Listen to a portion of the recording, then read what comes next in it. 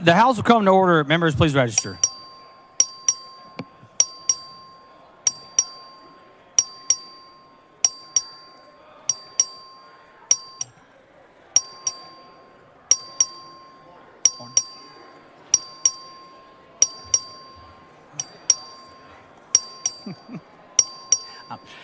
A quorum is present.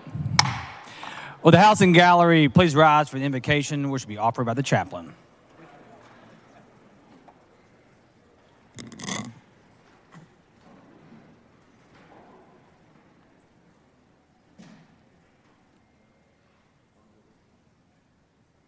God of infinite majesty, from you comes all that is good in this world, all that is true, all that is beautiful.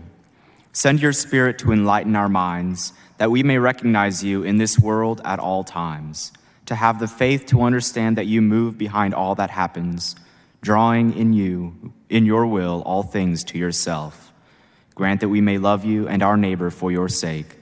May the work that the men and women in this house do today be a reflection of that love. We ask this through Christ our Lord.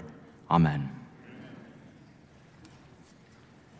The chair recognizes the Honorable Cole Hefner of Titus County to lead us in the pledges of allegiance to the United States and Texas flags.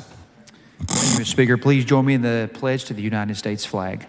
I pledge allegiance to the flag of the United States of America and to the republic for which it stands, one nation under God, indivisible, with liberty and justice for all.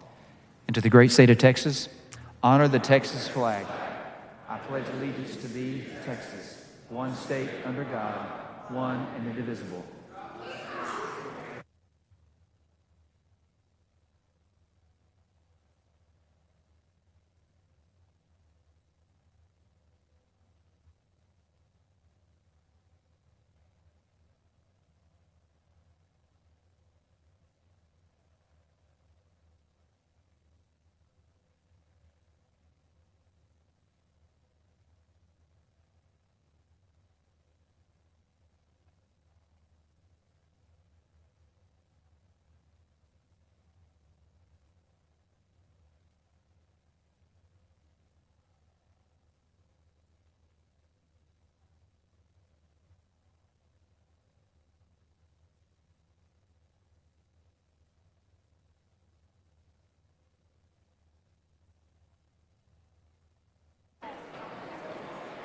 Mr. Speaker. Mr. Doorkeeper. Mr. Speaker, I have a messenger from the Senate at the door of the House. Admit the messenger.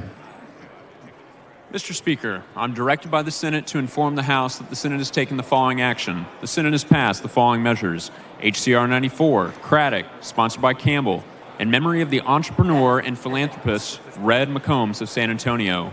HCR 100, Howard, sponsored by Johnson, congratulating Texas Impact on its 50th anniversary.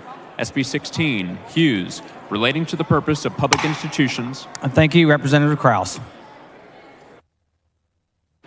The chair is pleased to recognize Dr. Lloyd Van Winkle from San Antonio as the Doctor of the Day.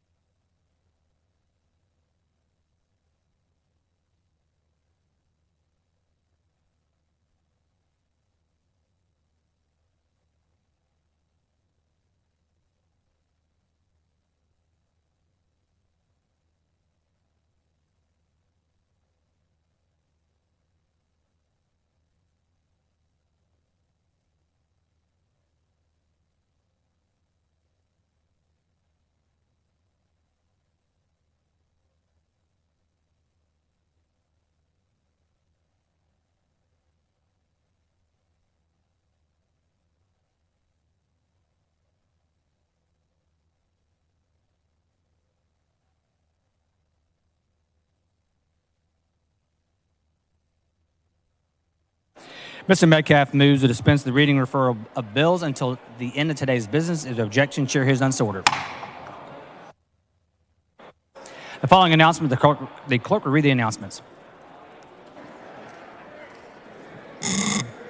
Announcement, change of location. The Committee on Insurance, which was scheduled to meet today in room 1W14, Agriculture Museum, upon final adjournment, recess, or bill referral, if permission is granted, will convene at desk 23. Announcement, formal meeting. The Committee on Higher Education will meet today upon final recess in room 1W14, Agriculture Museum, in a formal meeting to consider pending business.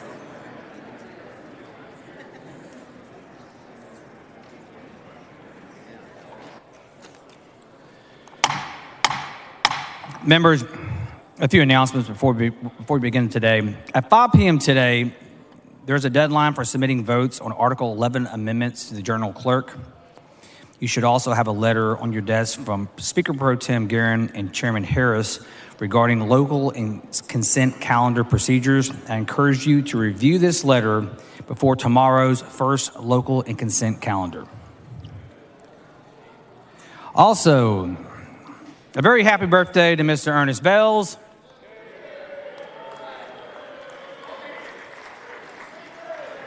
He is here. There you go. And Miss Christina Morales.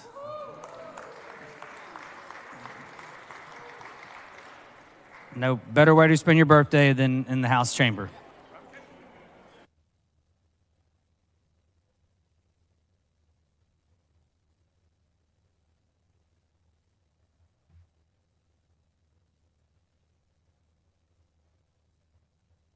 Okay.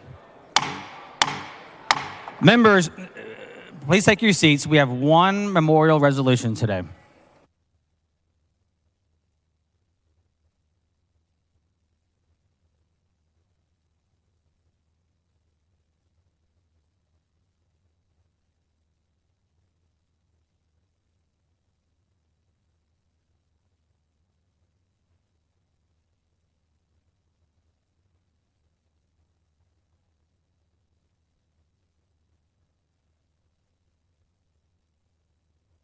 Members, please take your seats.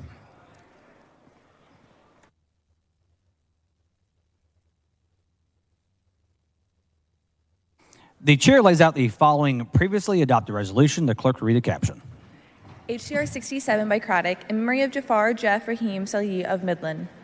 The chair recognizes Mr. Craddock.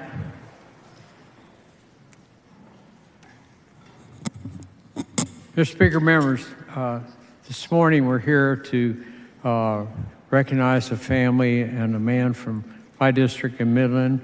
It's HCR number 67. It's been previously adopted. I'd like to tell you a little bit about the life of Jeff Salehi. His family's here and his friends up in the gallery. And he was born in Iran. He was married to Deanne McAlpine from Midland and returned there to ultimately raise his family and have a career.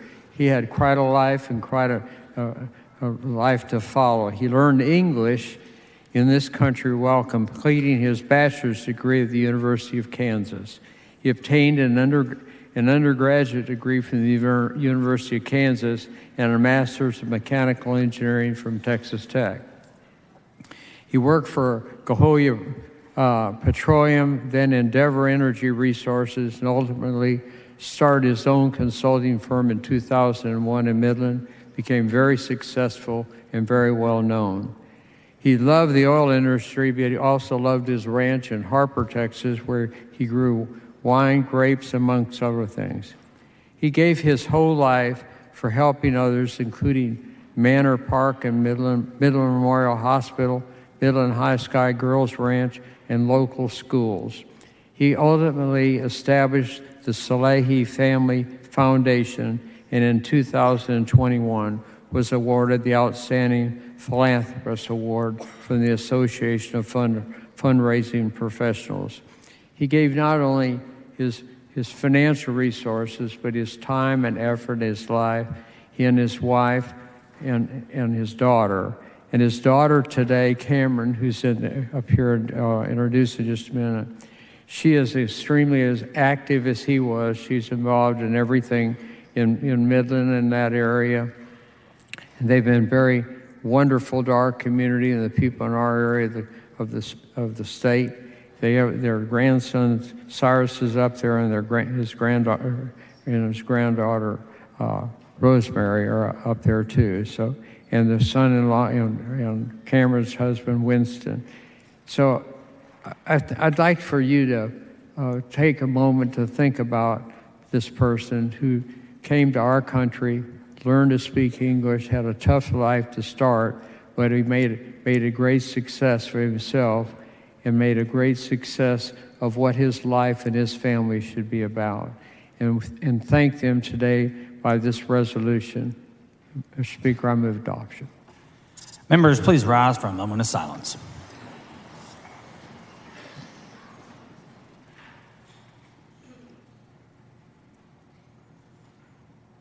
Thank you, members.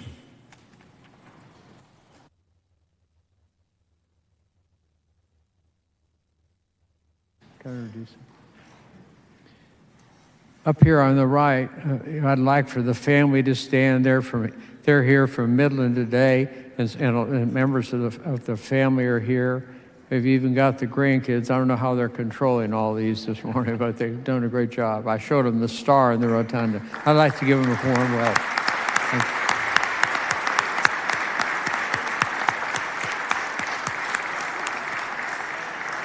And there are a group of friends from Midland, too. I'd like for y'all to stand, too. Thank you all very much for coming.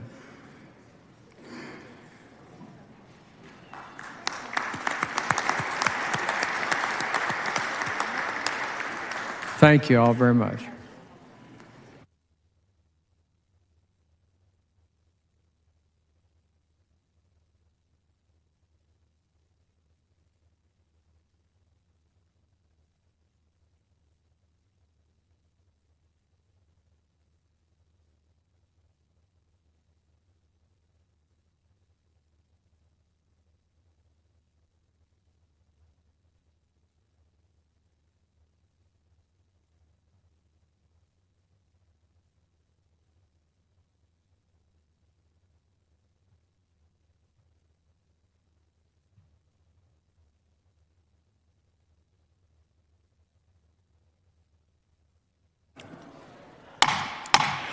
Members, our next resolution is honoring a very special guest, country music singer Tanya Tucker. Miss Tucker,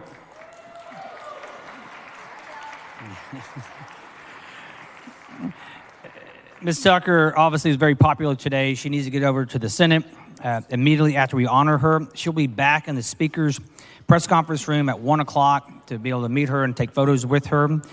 So please refrain from pictures today so she can get over to our good friends in the Senate.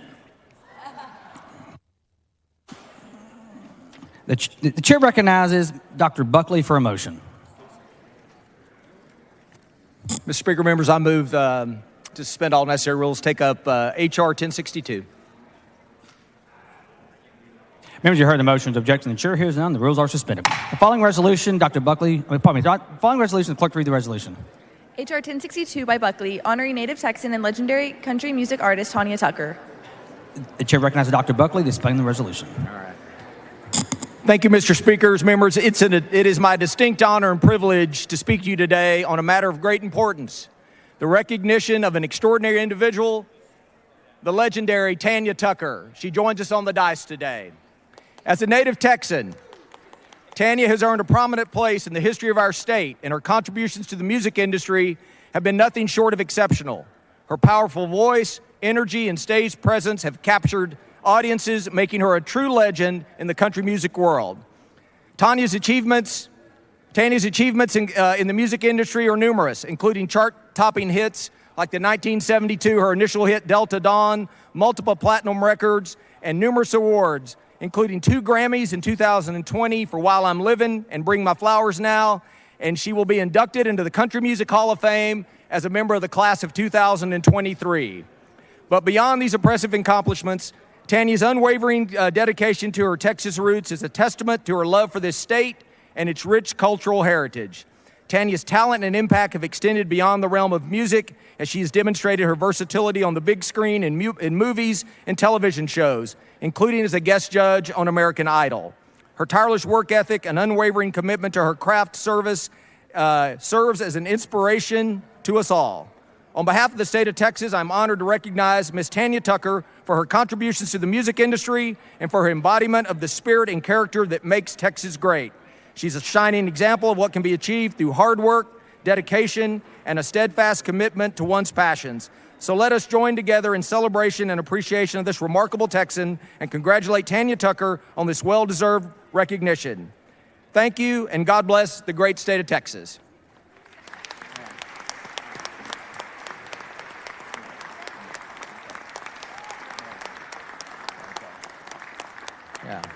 Mr. Speaker, I move adoption. The question occurs on the adoption resolution. The objection, chair hears none. The resolution is adopted. Members, this was a gavel used on the inauguration ceremony with the governor and lieutenant governor, where Ms. Tucker sang the national anthem, and the House is going to give this to her today for appreciation for being here. So thank y'all.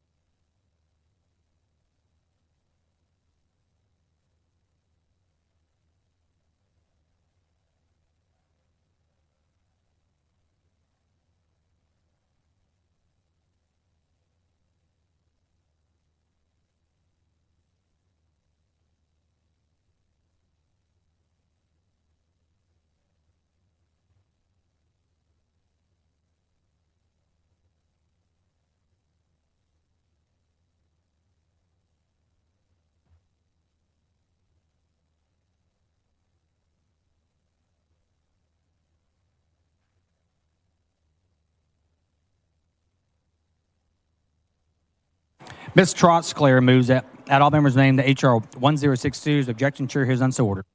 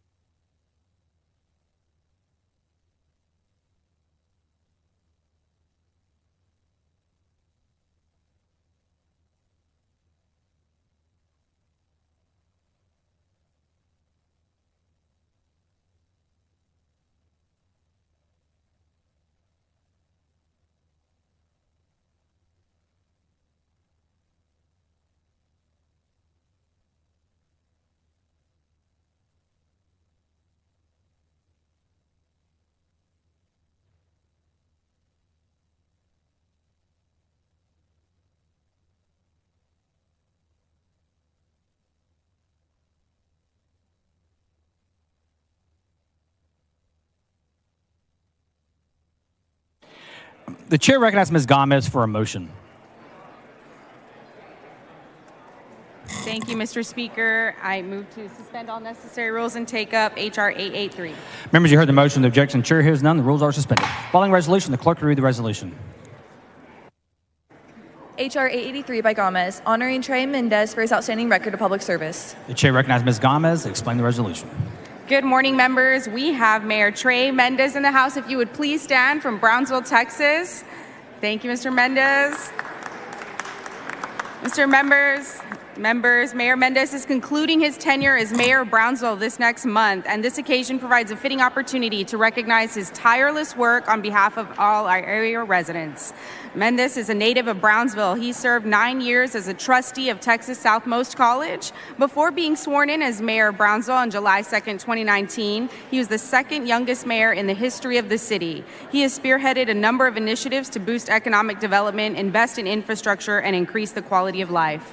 Mayor Mendez has made broadband connectivity a priority for Brownsville, Texas, and under his leadership, the city signed a public-private partnership to create BTX Fiber, a citywide broadband infrastructure initiative that will provide more than 100 middle miles of cable and another 500 miles of last-mile cable.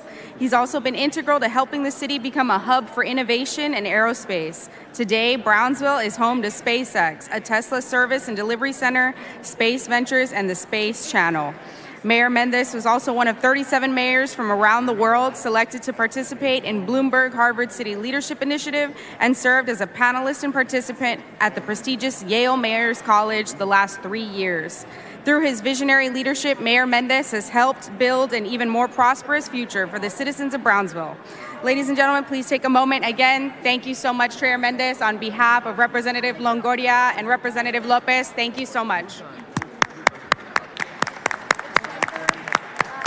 Mr. Speaker, I move adoption. The question occurs on the adoption of the resolution. The objection, the chair hears none. The resolution is adopted.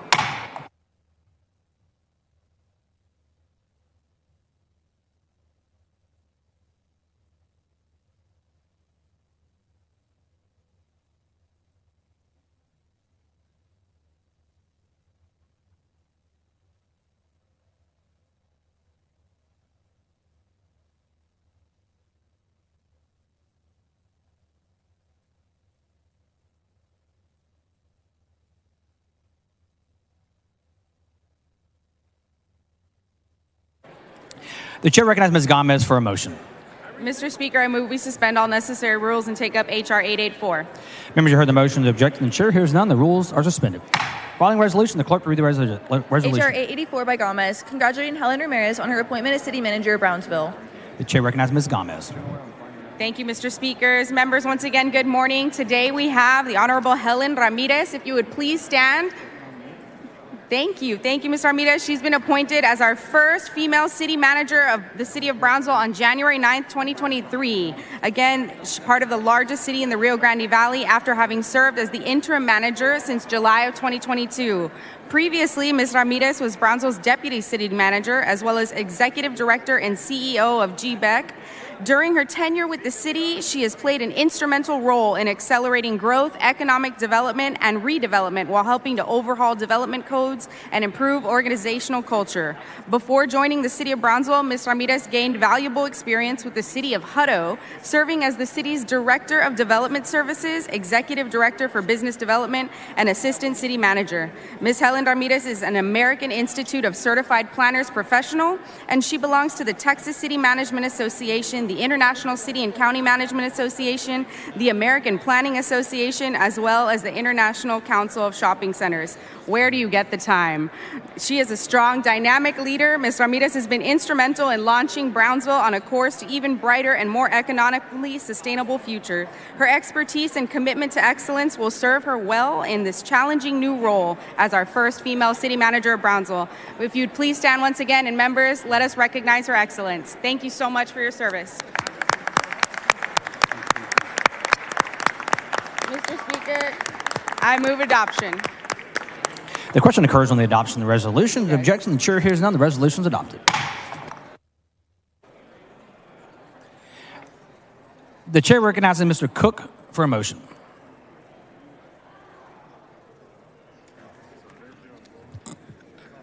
Members, Mr. Speaker, I request to suspend the rules and take up House Resolution 956. Members, you heard the motion. Is there objection? The chair hears none, and the rules are suspended. Following resolution, the clerk will read the resolution. H.R. 956 by Cook, congratulating the Mansfield City Council on receiving the 2023 City Council of the Year Award from the Texas City Management Association. The chair recognizes Mr. Cook. Thank you, Mr. Speaker. Members, we're here today to recognize the Mansfield City Council. Have been chosen as the 2023 Best City Council of the Year for the Texas City Management Association. So this means that we need to bracket the city of Mansfield out from any local control bills this session. Members, that's first of all. Secondly, I'd like to point out that while I was served as mayor in the city of Mansfield from 2008 through 2021, we never received this award. So I would like to ask the mayor and the city council members that are here from the great city of Mansfield to please stand to be recognized. We have Mayor Michael Evans. We have council members Julie Short and Casey Lewis. Also our city manager, Joe Smolinski. And then also we did not have council members Tamara Bounds, Mayor Pro Tem Todd Tenori, and council member Larry Brosh. So please join me in recognizing and congratulating the Mansfield City Council for this prestigious award. Mr. Speaker, I move adoption. The question occurs on the adoption of the resolution. Is there objection? The chair hears none. The resolution is adopted.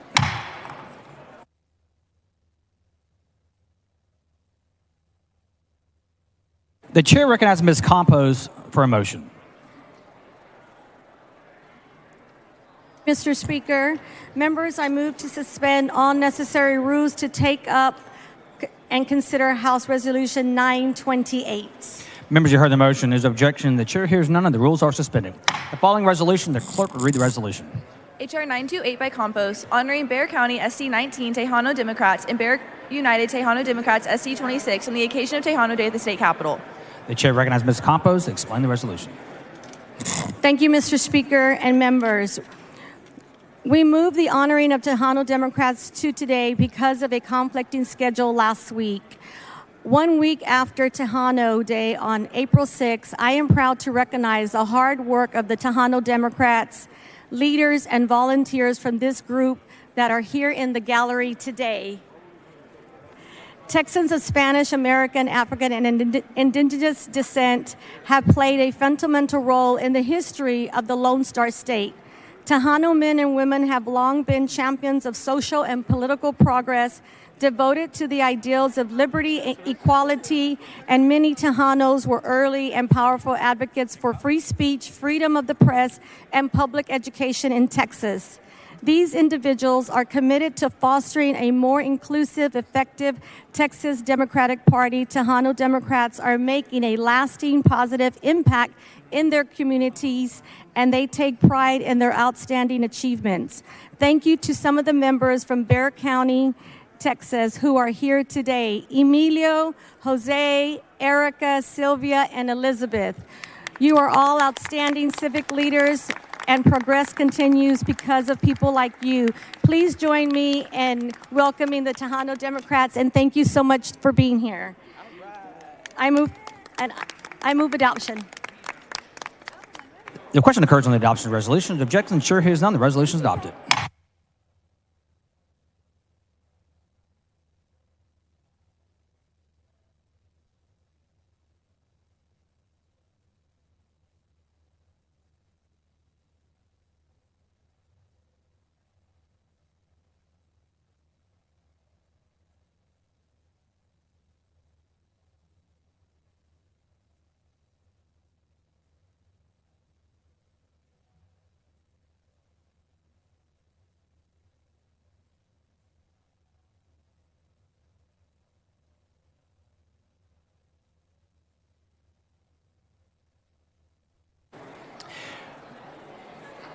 The chair recognizes Mr. Leash for a motion.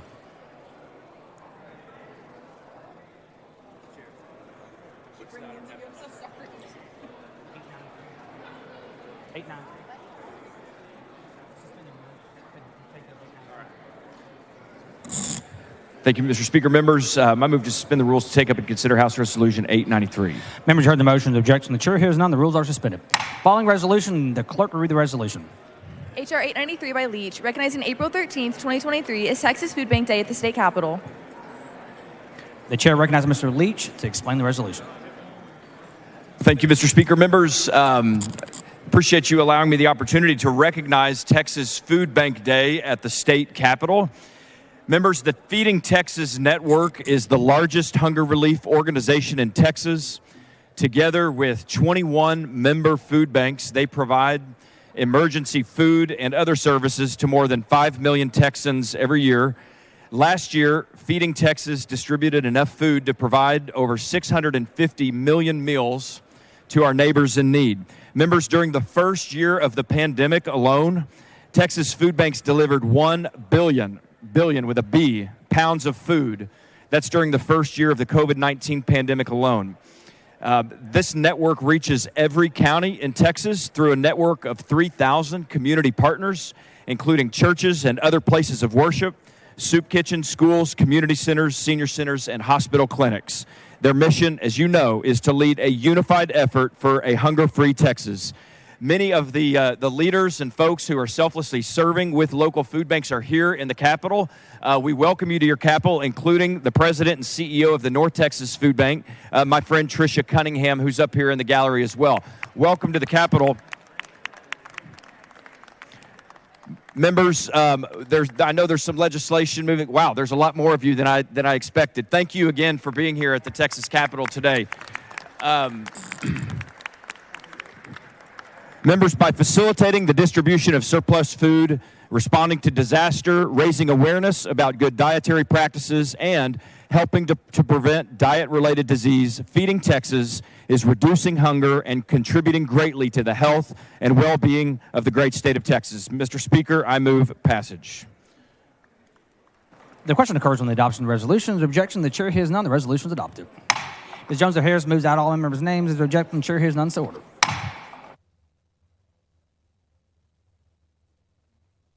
The chair recognizes Mr. Spiller for a motion.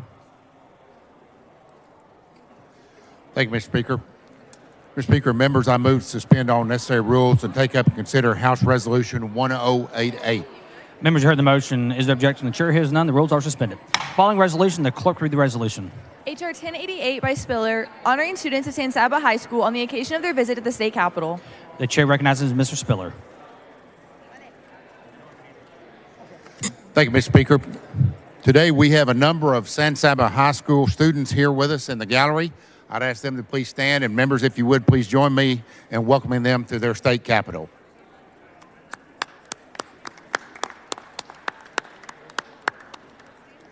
I move adoption.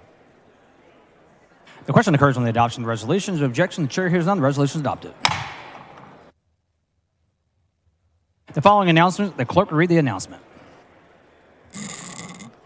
Announcement formal meeting. The Committee on Calendars will meet today upon final recess in room 3W15 in a formal meeting to consider a calendar.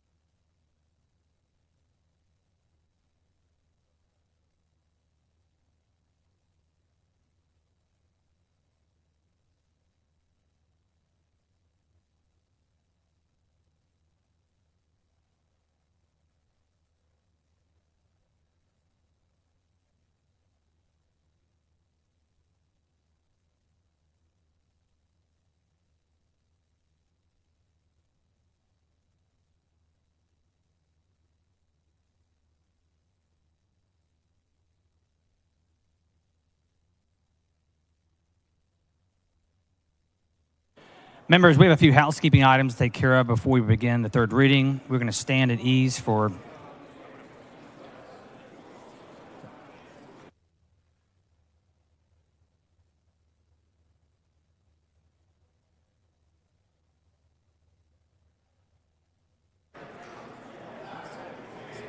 the chair recognizes Martinez Fisher for an announcement.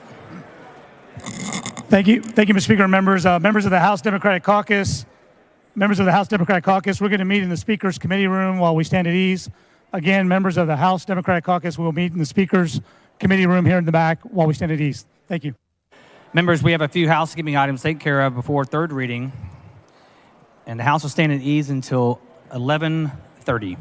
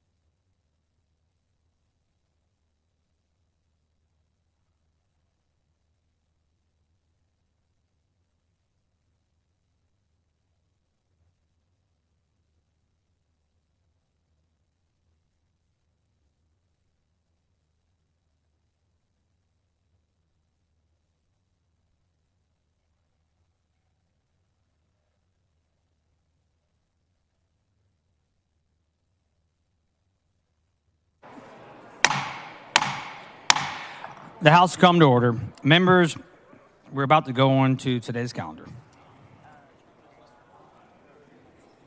The chair recognizes Mr. Holland for a motion. Thank you, Mr. Speaker. I move to suspend House Rule 5, Section 11 of the House Rules to entitle necessary staff from the Sunset Commission and Office of the Chair of the Sunset Commission to privileges of the floor of the House today during the consideration of House Bill 1550 and House Bill 1515. Members, you heard the motions. Objection. The chair hears none, so ordered.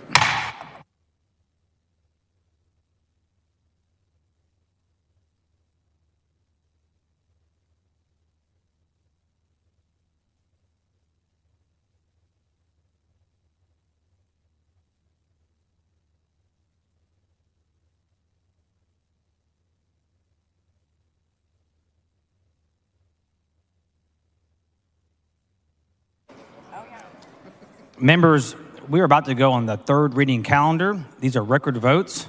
Please be near your desk.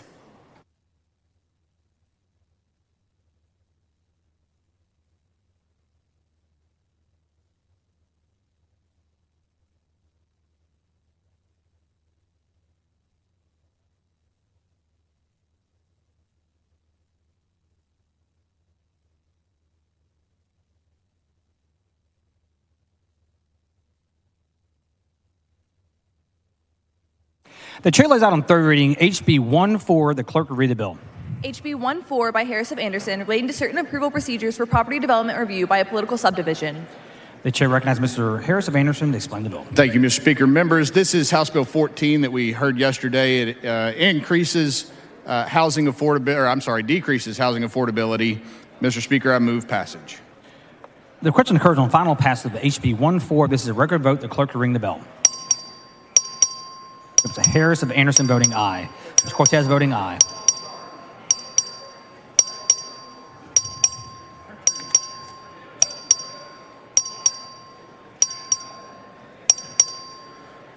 Have all members voted?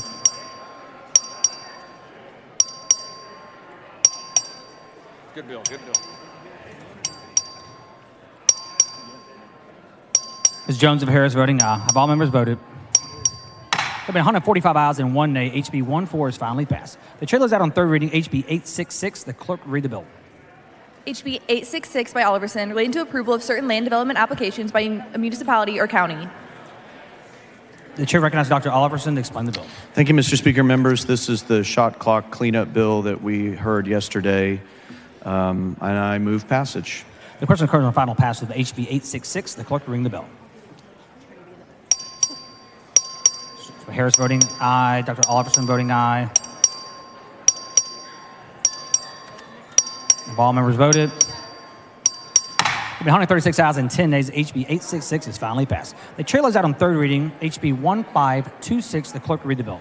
HB 1526 by Harris of Anderson relating to parkland dedication for property development by certain municipalities authorizing a fee. The chair recognizes Mr. Harris of Anderson to explain the bill. Thank you, Mr. Speaker. Members, this is the Parkland Dedication Fee Bill. I move passage. The question occurs on final passage of HB 1526. This is a record vote. The clerk will ring the bell.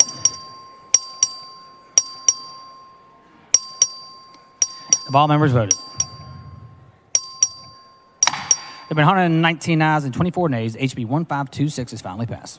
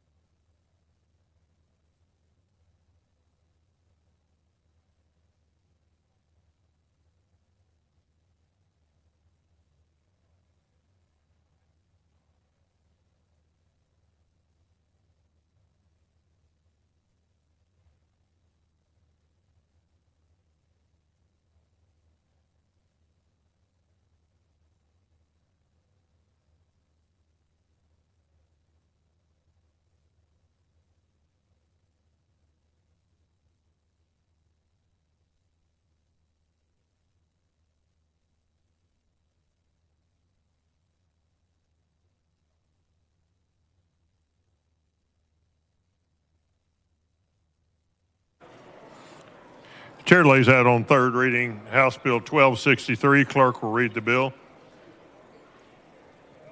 Relating to the ability of a local authority to designate school crossing zones and school crosswalks at high school campuses located in certain municipalities. Chair recognizes Ms. Thompson of Harris to explain the bill. Mr. Speaker, members, this bill we passed on yesterday. I move final passage. The question occurs on final passage of House Bill 1263. This is a record vote. The clerk will ring the bell.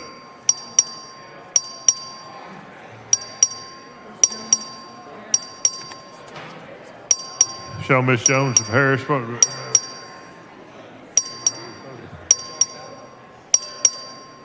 Have all voted? Ms. Police voting aye. Have all members voted?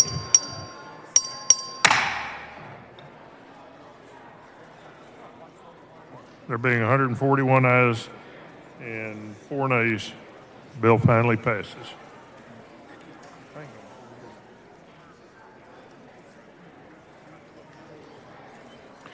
Chair lays out on third reading House Bill 1635. The clerk will read the bill. HB 1635 by Burrows, relating to the operation of political parties. The chair recognizes Mr. Burrows to explain his bill. Thank you, Mr. Speaker. Members, this is the great bill where we're saying we still trust the voters of Texas to elect us rather than a smoke-filled back room. With that, I move passage. The question occurs on final passage of House Bill 1635. The clerk will ring the bell. Please show the chair voting aye. Shall Ms. Jones voting aye, Mr. Leach voting aye, Ms. Place voting aye. Have all members voted? Have all members voted? Being 141 ayes, 5 nays, 2 present not voting, the bill finally passes.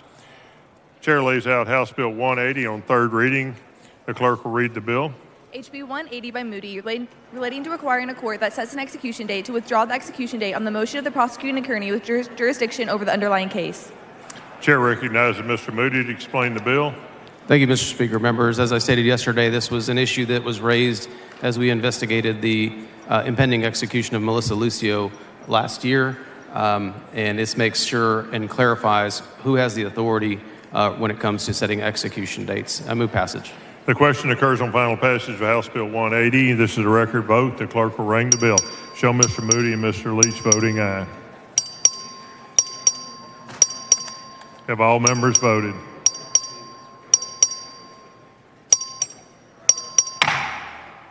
Being 122 ayes, 23 nays, House Bill 180 finally passes.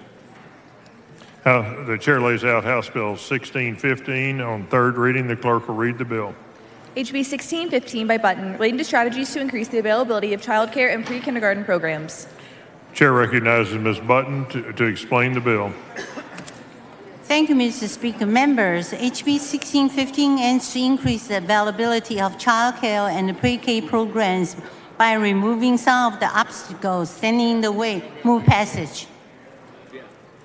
The question occurs on final passage of House Bill 1615. This is a record vote. The clerk will ring the bell.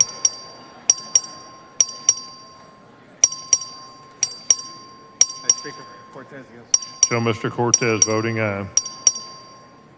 Have all members voted?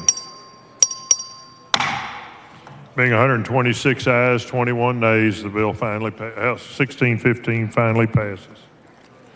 Chair lays out on third reading House Bill 2314. The clerk will read the bill. HB 2314 by Canales, relating to filing death benefit claims under the workers' compensation system. Chair recognizes Mr. Canales to explain the bill. Thank you, Mr. Speaker. Members, this is a claim in the line of duty death benefits that we heard yesterday in the passage. The question occurs on final passage of House Bill 2314. This is a record vote. The clerk will ring the bell.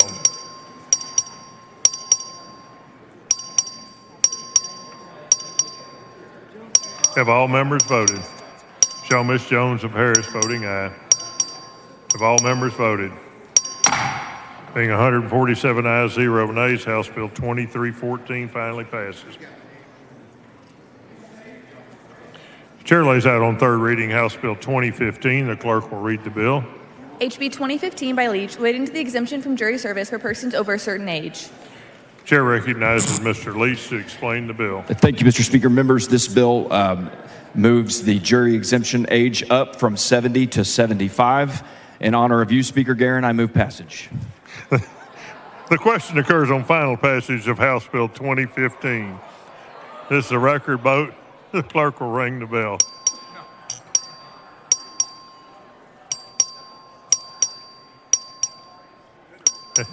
Have all members voted?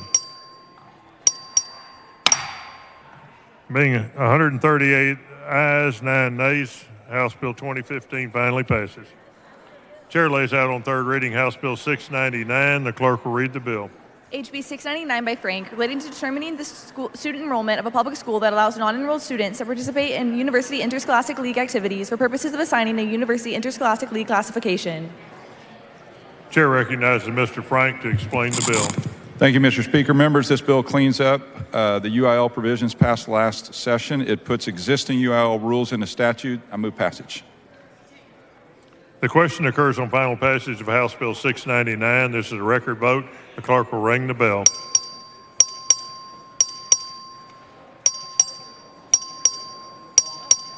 Have all members voted? Have all members voted? Being 130 ayes, 17 nays, House Bill 699 finally passes. Chair lays out on third reading House Bill 767. The clerk will read the bill. HB 767 by Harlish, related to the entry into the Texas Crime Information Center of certain information regarding conditions of bond for stalking offenses. Chair recognizes Mr. Harless to explain the bill. Thank you, Mr. Speaker. Members, this bill will help reduce the risk to victims of stalking and responding officers. I move passage. The question occurs on final passage of House Bill 767. This is a record vote. The clerk will ring the bell.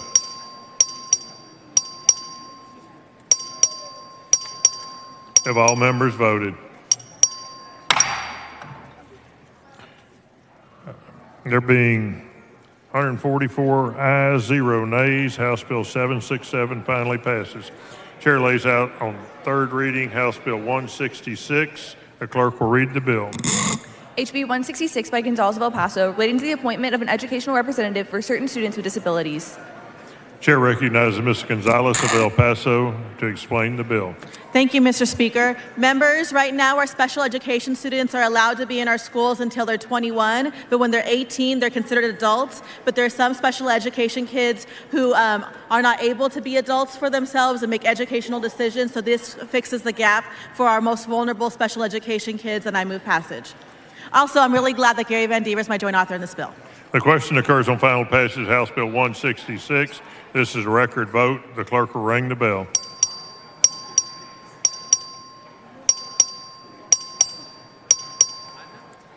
Have all members voted? There being 147 ayes and 0 nays, House Bill 166 finally passes. Chair lays out on third reading House Bill 659. The clerk will read the bill. HB 659 by Cook, relating to specialty license plates issued for recipients of the Commendation Medal. Chair recognizes Mr. Cook to explain the bill. Thank you, Mr. Speaker. Members, this is the bill we passed yesterday to broaden the eligibility for Commendation Medal specialty license plates. Move passage. The question occurs on final passage of House Bill 659. This is a record vote. The clerk will ring the bell.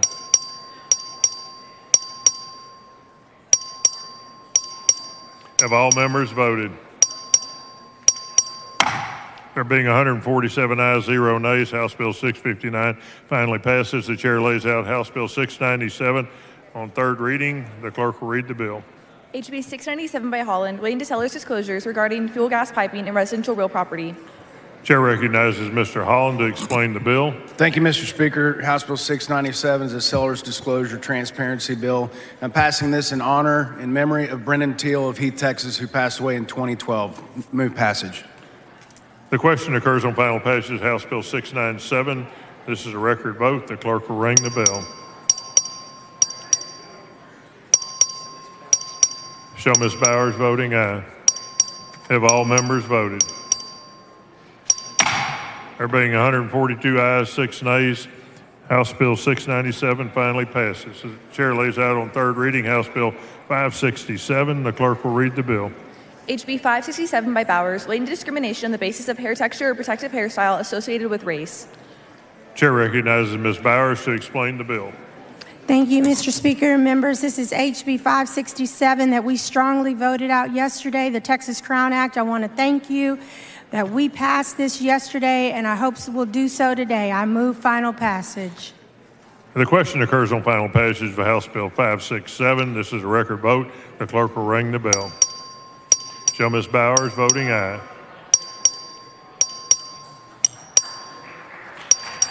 Have all members voted? There being 143 ayes, 5 nays, House Bill 567 finally passes. Chair lays out on third reading House Bill 1730. The clerk will read the bill. HB 1730 by Schaefer, relating to the punishment for the offense of indecent exposure, increasing a criminal penalty. Chair recognizes Mr. Schaefer to explain the bill.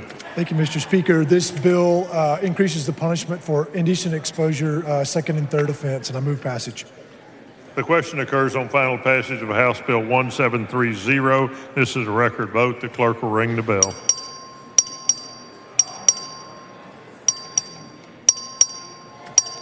Have all members voted? There being 148 ayes, 0 nays, House Bill 1730 finally passes. Chair lays out on third reading House Bill 2138. The clerk will read the bill. HB 2138 by Cassell, related to the sale of charitable raffle tickets by certain nonprofit wildlife conservation associations. Chair recognizes Mr. Cassell to explain the bill. Thank you, Mr. Speaker. Members, for our bays and estuaries, I move passage. The question occurs on final passage of House Bill 2138. This is a record vote. The clerk will ring the bell.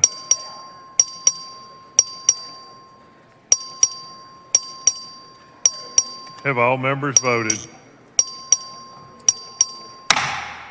There being 125 ayes, 21 nays, House Bill 2138 finally passes. Chair lays out on third reading House Bill 842. The clerk will read the bill. HB 842 by Patterson, relating to prohibiting the extension of the period of a driver's license suspension for certain driving while license invalid convictions. Chair recognizes Mr. Patterson to explain the bill. Thank you, Mr. Speaker. Members, this bill allows people who have paid their debt to society get back on their feet. I move passage. Question occurs on final passage of House Bill 842. This is a record vote. The clerk will ring the bell.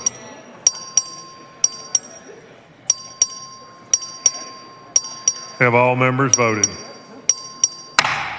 There being 147 ayes, 0 nays, House Bill 842 finally passes.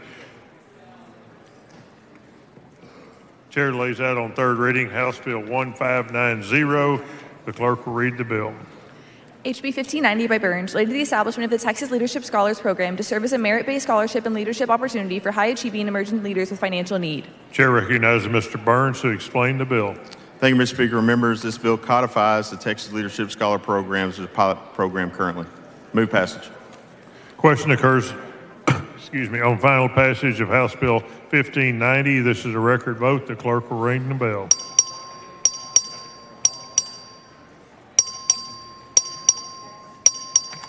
Have all members voted? There being 126 ayes, 21 nays, House Bill 1590 finally passes.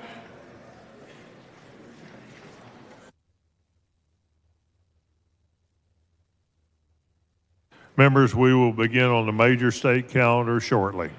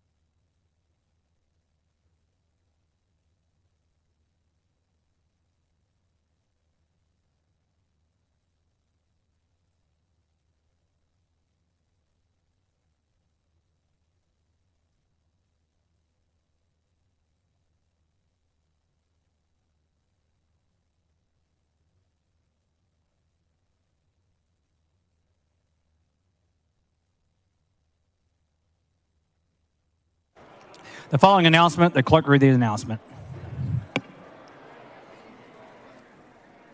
The Committee on Youth Health and Safety Select will meet today upon final recess at Desk 67 in a formal meeting to consider pending and referred business.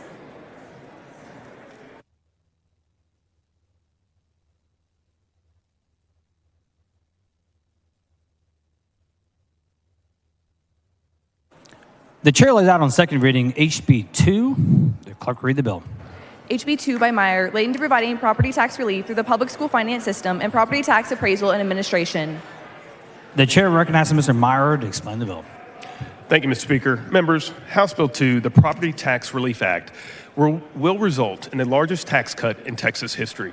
HB 2 provides $12 billion in immediate property tax relief to all property owners, and along with the House budget, results in over $17 billion total in tax relief, while also putting safeguards in place for future generations of Texans. First, and most importantly, HB 2 reduces school district maximum compressed rate by 15 cents, lowering school district property taxes by 28%. This reduction injects an additional $11.2 billion of state money into public education and increases the state's share of public education to over 50% for the first time in over a decade. This additional compression also reduces the number of school districts subject to recapture and reduces total recapture payments by $4.5 billion for the upcoming biennium. HB 2 also increases protections against runaway appraised values and expands those protections to all property owners.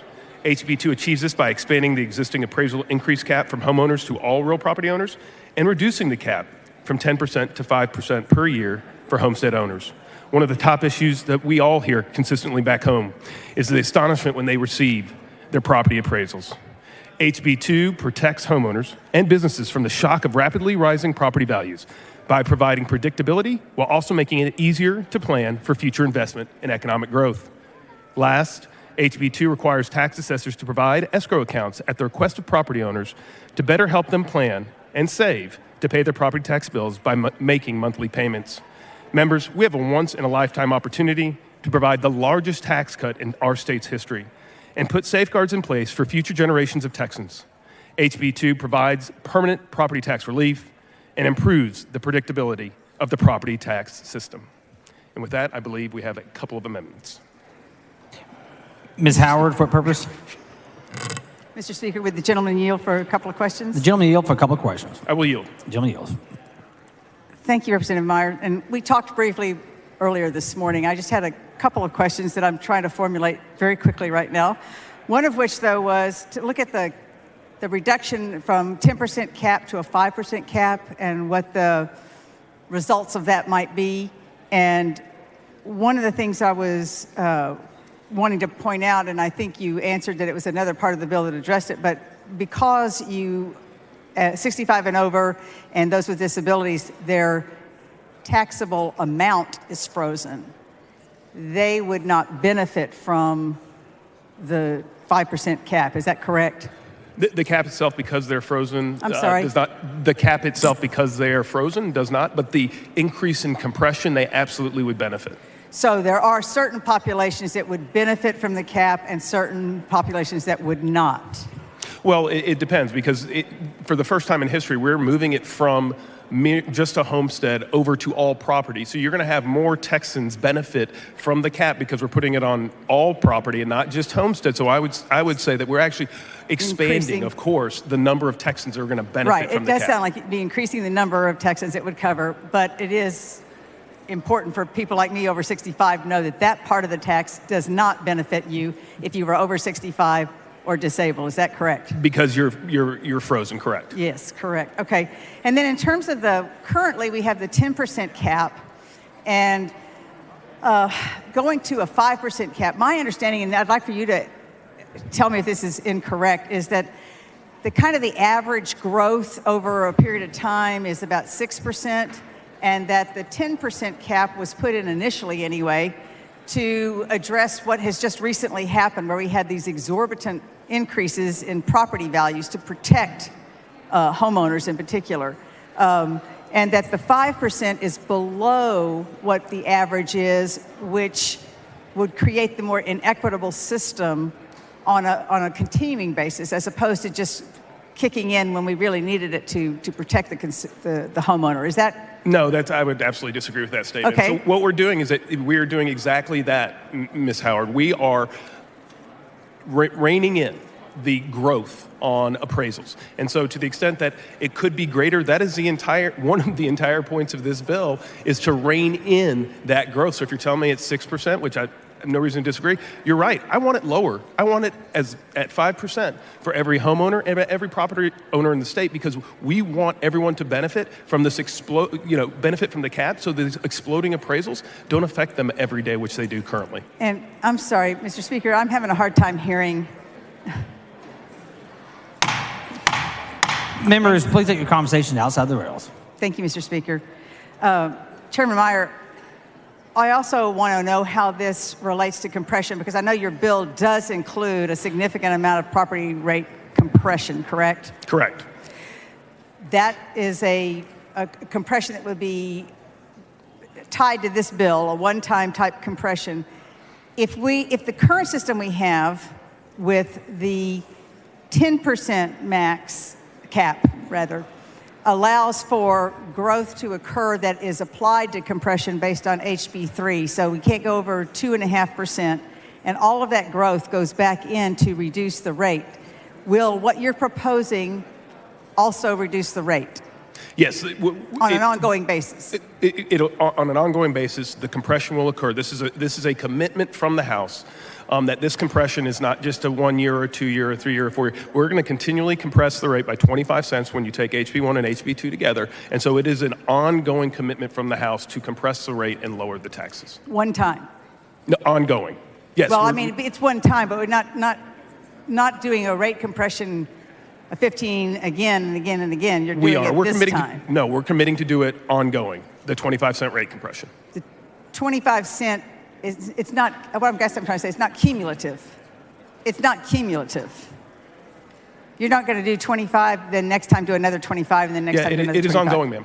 I'm sorry? It is ongoing. This is not a one-time compression. This is an ongoing compression. Maybe I'm misunderstanding this. So you're saying that it would be a 25-cent compression now, and then next time there'd be an additional 25 cents? We are going to maintain the 25-cent compression. So it is. No, it is the one time going on, going yes, further. It's one time, but going forward. I think we're saying the same thing, just saying it a little differently. Very good. Okay. The cap itself does not address compression, correct? It doesn't allow the compression. You're putting those are two different items within the bill, correct? We have the compression, which is one, and the appraisal caps, because we wanted to marry those two together to make sure, hey, to our constituents, we are lowering your taxes, but we are committed to keeping them lower on a go-forward basis, because the worst we would have is lowering them and then have their taxes pop back up. We don't want that. We want to have the caps so that there's predictability and stability for our property owners. And the actual tax appraised value would go back up, though, would it not, if this property were to be sold to someone else? It would revert back to the market. It would take on its market value as it currently does. We're not changing that, but what we are doing for those who maintain and stay in their homes or own their properties, predictability on a go-forward basis. Are you familiar with Prop 13 in California? I'm not. I'm here to talk about HB2. I'm sorry? I'm not. I'm here to talk about HB2. Yeah, no. Prop 13 was years ago in California, but I just wondered if you're familiar with that, because it did have an impact. It raised the cap as well and had a significant increase on housing. Were you aware of that? I'm not. It was it made people stay longer in the homes. Well, and Ms. Howard, that's our goal. That is our goal. Oh, right. 100%. If they want to, let me certainly. finish, ma'am. Let me finish. That is our goal. We want people to be able to stay in their homes longer. We want people to be able to have lower taxes and know that it's only going to go up 5% rather than 10. And that's the goal, is so homeowners can stay in their homes 100%. Right. And absolutely, I agree with you that wanting them to be able to stay in their homes, certainly, for sure. The issue with Prop 13 was people stayed and didn't leave because then their taxes would go up. But that's something else. Okay, so last thing I'll just mention, I don't know what happened with your taxes this last time with the current system we have using the 2.5% growth rate for schools and 3.5% for our other jurisdictions. I live in an average home in Austin where growth was, in the past 2 years, I think mine went up 47%, the value of my home. But my taxes actually went down. So the system we have now with using the method of the caps and being able to use the growth to compress the tax rates has actually worked for me, and I think others here in this community. Have you seen anything like that in your community? No, I haven't, and I would say that I'm very happy for you that your tax bill went down. I would say the vast majority of Texans have had a different experience, and that's why, to your point, we're not doing anything to change what we did in HB 3 and Senate Bill 2 a couple of sessions ago. We're adding to it because we want our property owners to get real relief. And I won't belabor the point, but you do understand that if you don't have the growth, you don't have a way to do the compression that HB 3 and SB 2, I guess, whatever the numbers were, put into place. They're going to have the growth, Ms. Howard. It's just going to be growing at a slower rate. Thank you. Thank you. Thank you. Mr. Speaker. Mr. Kane, for what purpose? Question for the author. The gentleman yield for a question. I will. Representative Meyer, what would you say the purpose of this bill is? The purpose of this bill is to lower assessed value caps for real property, extend assessed value caps to all real property, compress school district taxes, and provide for an escrow feature. Okay. Thank you, sir. Mr. Speaker. Mr. Kane. I move that the exchange between myself and Representative Meyer be reduced to writing and placed in the journal. Members heard the motion. The objection. Chair hears none, so ordered. Thank you. Ms. Ramos, for what purpose? Mr. Speaker, will the gentleman yield? The gentleman yield for questions. I will. The gentleman yields for questions. Thank you, Representative Meyer.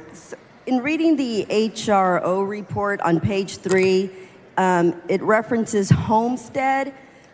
Currently in the state of Texas, if somebody's receiving a homestead exemption, does that mean that individual has to live in that home?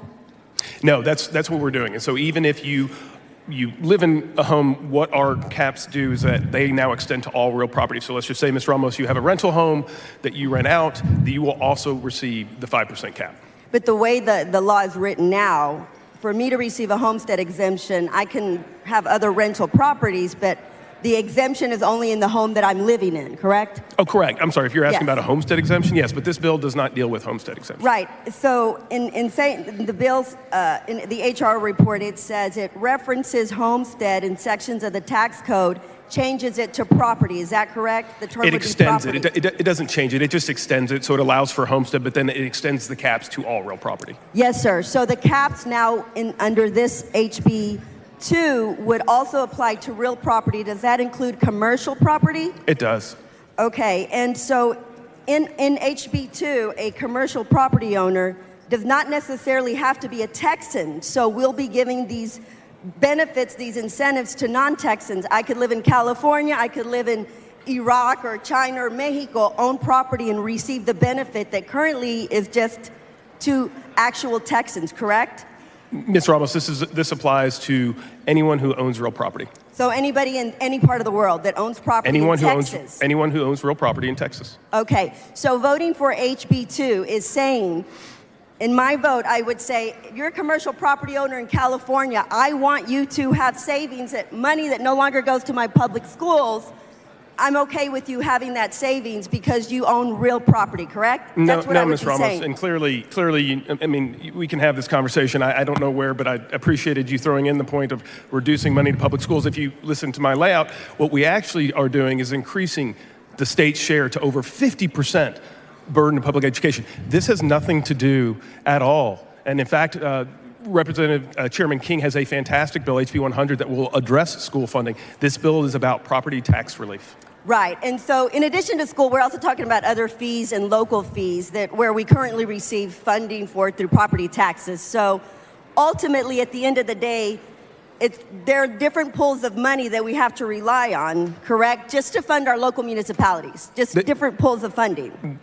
This bill addresses property tax relief, ma'am. Okay, but what this bill does is give an incentive or allows people who are not Texans, who don't live here, to receive a financial benefit because they own property in our state where we live and send our kids to school. Somebody in another state or country will receive a financial incentive if HB 2 passes, correct? If you own any property in the state of Texas, you will see a benefit from the cap. Thank you, sir. Thank you, ma'am.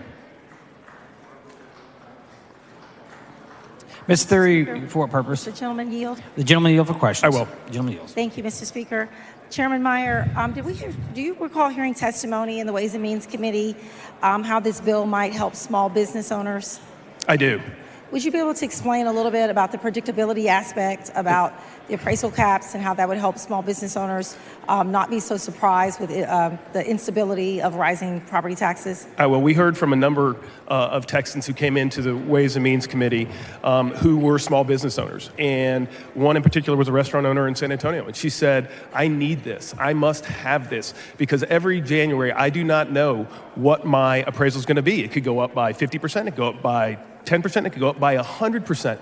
She says, me to be able to grow my business, I need the predictability as a small business owner that it can only go up 5%. And by that, I can then grow my business. I can pay my employees more.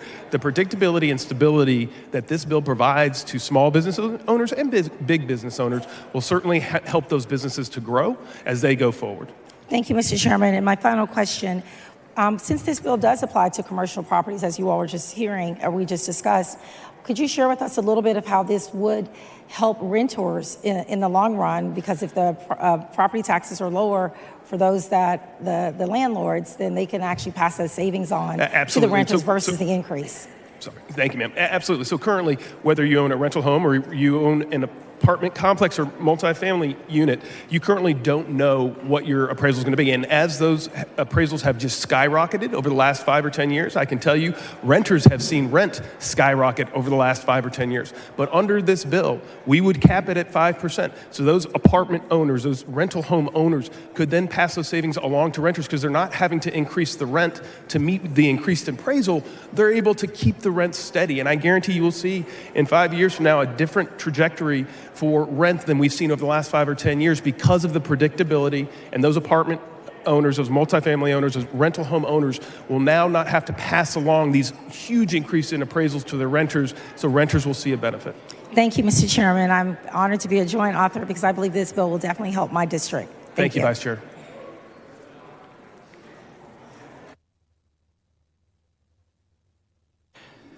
Is Mr. Tinderholt on the floor of the House?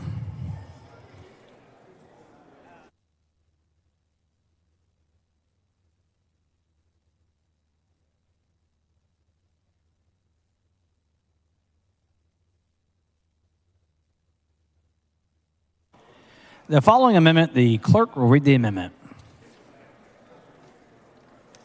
Amendment by Tinderholt. The chair recognizes Mr. Tinderholt to explain the amendment. Thank you, Mr. Speaker and members. Governor Greg Abbott has promised the largest property tax cut in Texas history.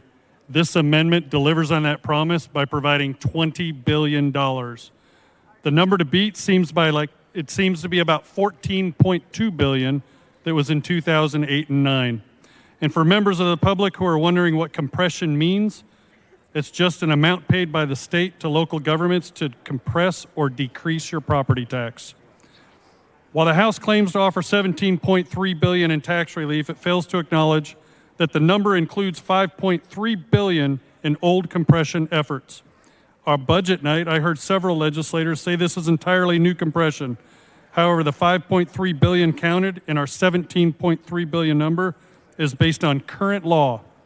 That means if the House did absolutely nothing this year on property taxes, the $5.3 billion in compression would still happen because it's current law. We passed it years back, hence it's old compression. Only new compression should be considered when we boast to taxpayers about what we did with their money this session, especially when we overcollected nearly $33 billion from them. Despite my support of this great bill, which I will support, I want to make the most of this historic opportunity to give back taxpayers across the state of Texas. My understanding is that HJR 1 eliminates the needs to break constitutional spending caps if passed by voters this year. But even if we needed to break the spending cap, I believe my colleagues would vote for this and breaking the spending cap to give quality relief to taxpayers. They deserve it. The reality is, I'd like more than $20 billion in compression. I would like to use the entire surplus. There are a number of members that, in fact, have offered bills that offer 90% of what we have left over in the surplus and eliminate school M&O altogether. Once you adjust the previous record of $14.2 billion for inflation, it's about $20 billion. Therefore, the $20 billion included in this amendment meets the qualifications to truly fulfill Governor Abbott's promise of delivering the largest property tax cut in Texas history. This allows us all to go home and look our voters in the eye and say, we genuinely gave you what we promised, the largest tax cut in Texas history. Ultimately, I want to offer as much property tax relief as we can. If it was up to me, I'd use the entire $33 billion surplus and give it back to taxpayers, every single cent that we've overcollected. Taxpayers deserve this, and I'm simply seeking to make a great bill even greater. And if you don't know, Lieutenant Governor across the way just said he would kill this bill. Let's make this so darn good that he can't kill it. I move adoption.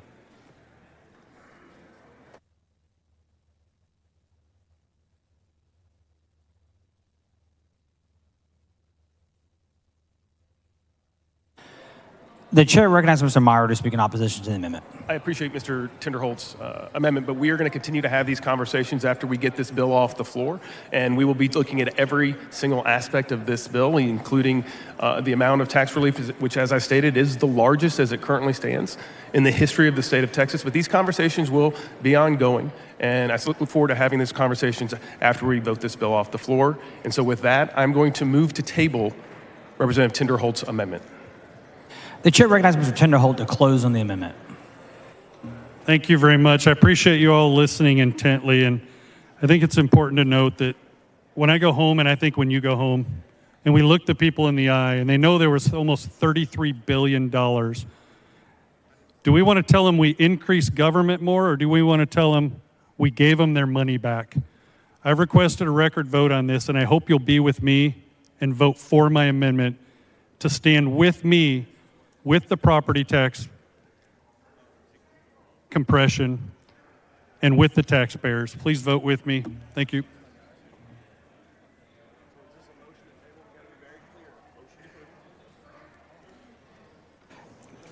Mr. Tinderholt has requested strict enforcement. Members, you must vote from their desks and may not vote for another member.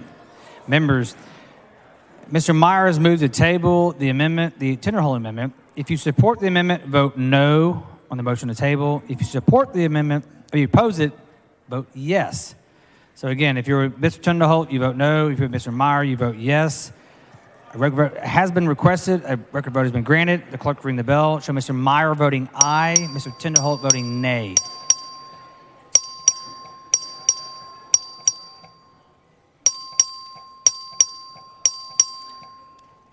Have all members voted?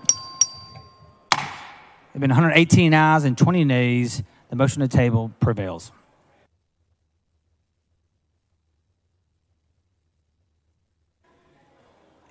Is Ms. Davis on the floor of the House?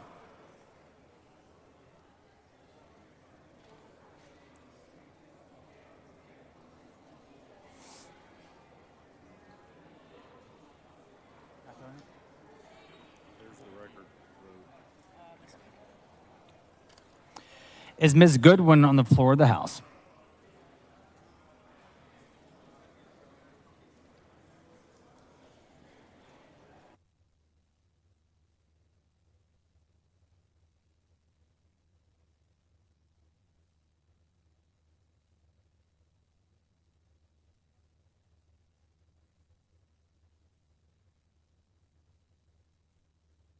The following amendment, the clerk will read the amendment.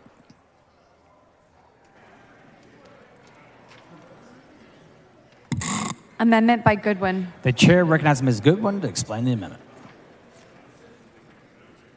Thank you, Mr. Speaker. Members, I will start with the fact that I am going to withdraw this, but I do think it's a very important amendment and a very important conversation that we need to have. So an issue was brought to me by a constituent. He sent an email, and the subject was, property taxes soared 77%, afraid of being able to make ends meet. I got a second email, very similar situation. So here's the situation. You might be thinking, how could his taxes have gone up 77%? Because he bought a home. So with the current situation, our appraisal values go up because they're market value. But our assessment values are kept at a 10% increase per year. So therefore, your appraisal value and your assessment value can be very different. When you sell a home, that assessment value gets reset. So your assessment value now becomes your appraisal value. Therefore, when you are a new home buyer, the following year, your taxes can go up 77%. Now, right now, in the current situation, we have a 10% cap on that assessment value. When this bill passes, that becomes 5%, so this problem becomes exacerbated. Now, what this means in real dollars is these families' taxes went up $6,000 from one year to the next when they bought a home. Now, like I said, with a 5% cap, that would be an even greater difference. But not only that, the way loans are done, the way escrows are handled, it gets compounded. So that $500 a month increase is actually $1,400 a month increase in the escrow account. That's unsustainable for this family with 2 young children who put all of their money into the house when they bought it. For the other couple, a retired couple, it's also unsustainable for them. So my amendment would say, because we're keeping that assessment value low for homeowners who have been in their home for a long time or a short time, whatever, it would also have a cap upon resale. It would be up to 10%. So you sell your home, the next year, it can't go up 77%. So the problem is this would be probably a large price tag, but I think it's a conversation we need to have going forward. Thank you, Mr. Speaker and members. I withdraw the amendment.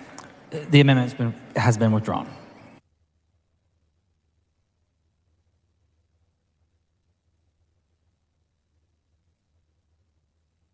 The following amendment, the clerk will read the amendment.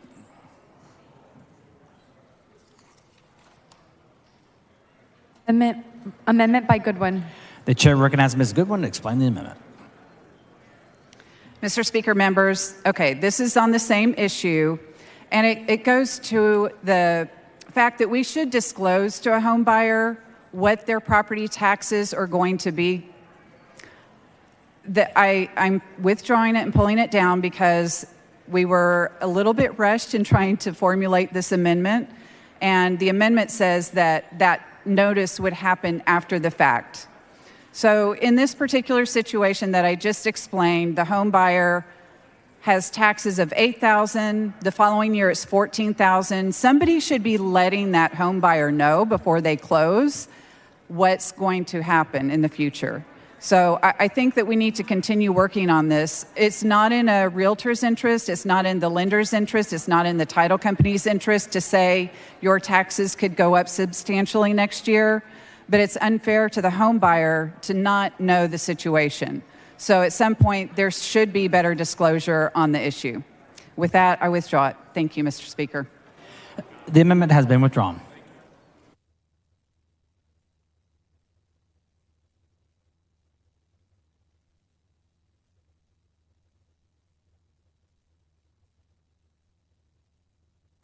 The following amendment, the clerk will read the amendment.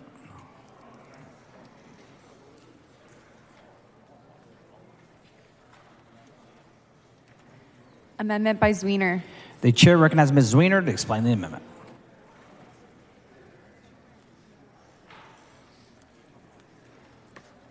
Mr. Speaker, members, thank you for the opportunity to lay out this amendment. As many of you know, one of the reasons that the appraisal cap across the board instead of just for homesteads has been touted is because of potential benefits to renters.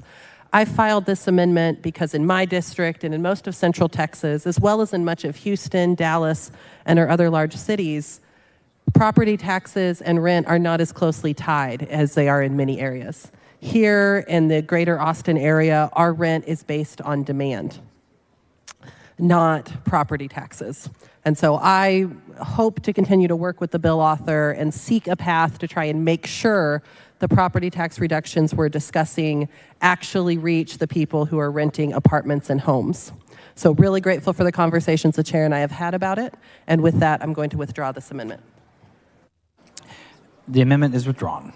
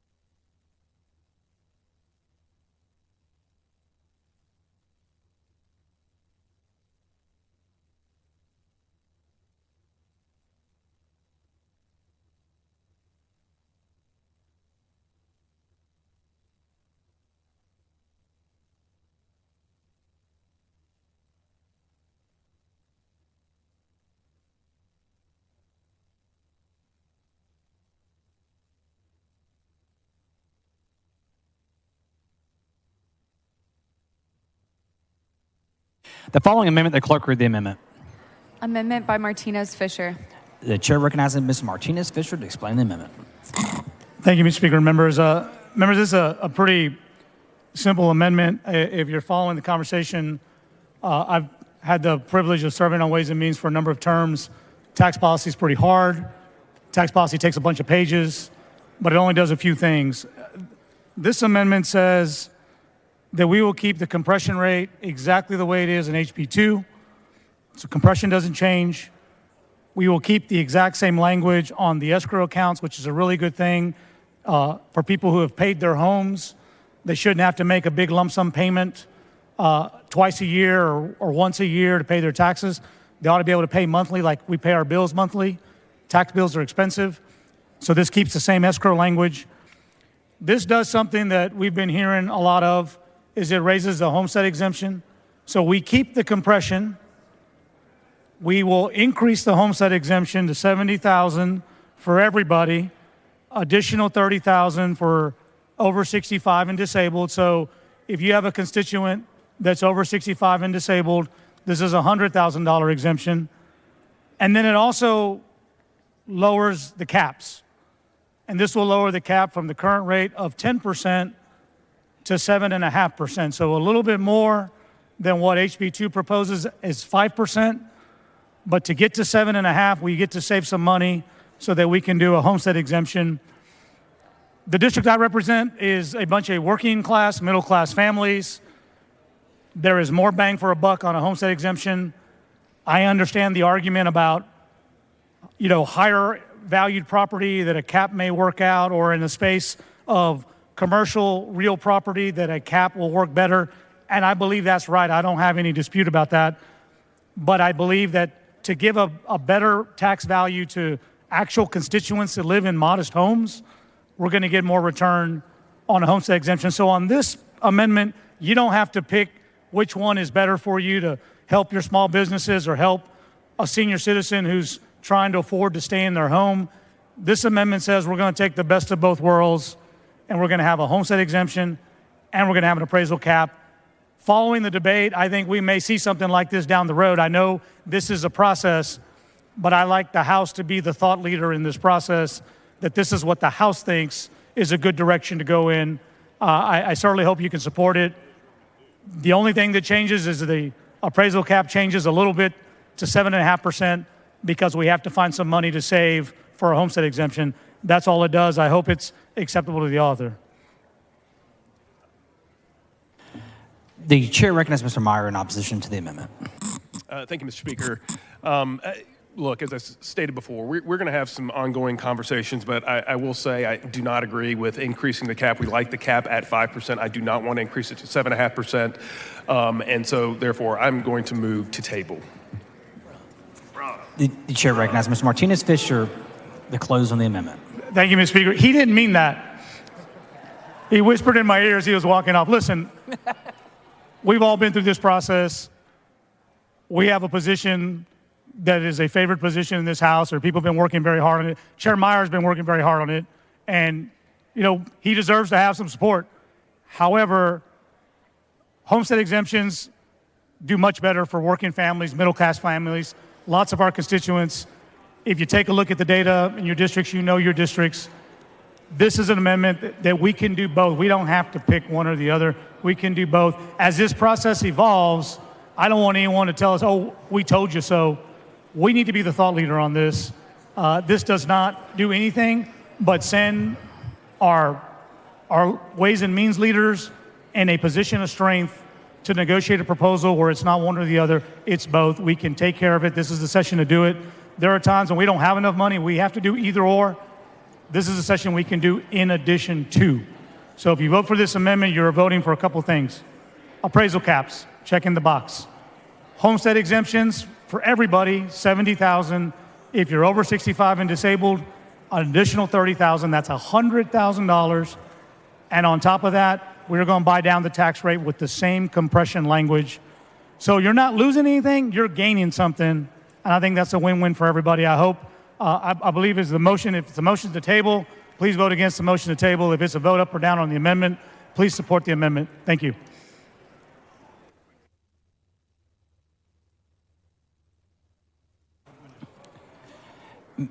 Mr. Martinez-Fisher's amendment to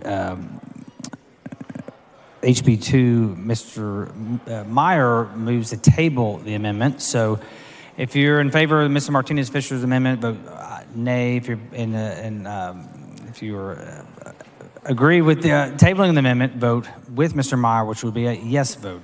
This is a division vote. All members voted. Mr. Martinez-Fisher moves for a record vote. It has been granted. Strike the board. The clerk will ring the bell. Show Mr. Meyer voting aye, Mr. Martinez-Fisher voting nay. So Ms. Morales voting nay.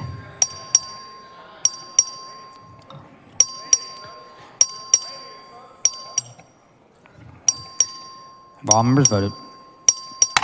Being 77 ayes and 65 nays, the motion to table prevails.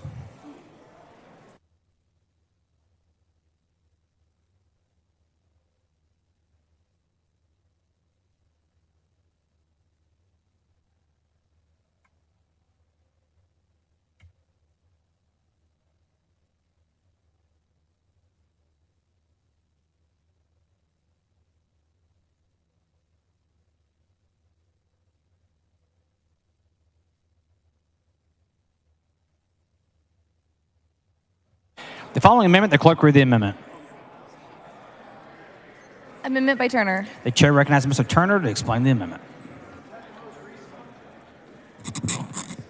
Thank you, Mr. Speaker. Members, I think this bill, House Bill 2, does some really good things. And there's a lot of things in this bill that I wholeheartedly support because I understand, like all of you understand, all of our constituents need property tax relief, and they need it now. Texas has some of the highest property tax rates in the entire country, and we need to do something about it for our constituents. And I think this bill does some good things towards that. But I'm honored to serve on the Ways and Means Committee under Chairman Meyer's leadership. I voted against this bill in committee because of one element of this bill, but it's a pretty significant one. That is the change in how we do appraisal caps in the state of Texas. For the last 25 years or so, we have had appraisal caps in Texas on a primary residence, a homestead. And it says, the current statute says your property tax rate cannot, your property taxes cannot increase more than 10% per year on your primary residence, your homestead. So this bill changes that pretty radically. It changes it from 10% to 5%, but it also, and I think this is more of a problem than the rate, extends it to all property. It's no longer just homesteads. It's people's second homes. It's their vacation homes. But the biggest part of that financial impact is going to be on commercial property.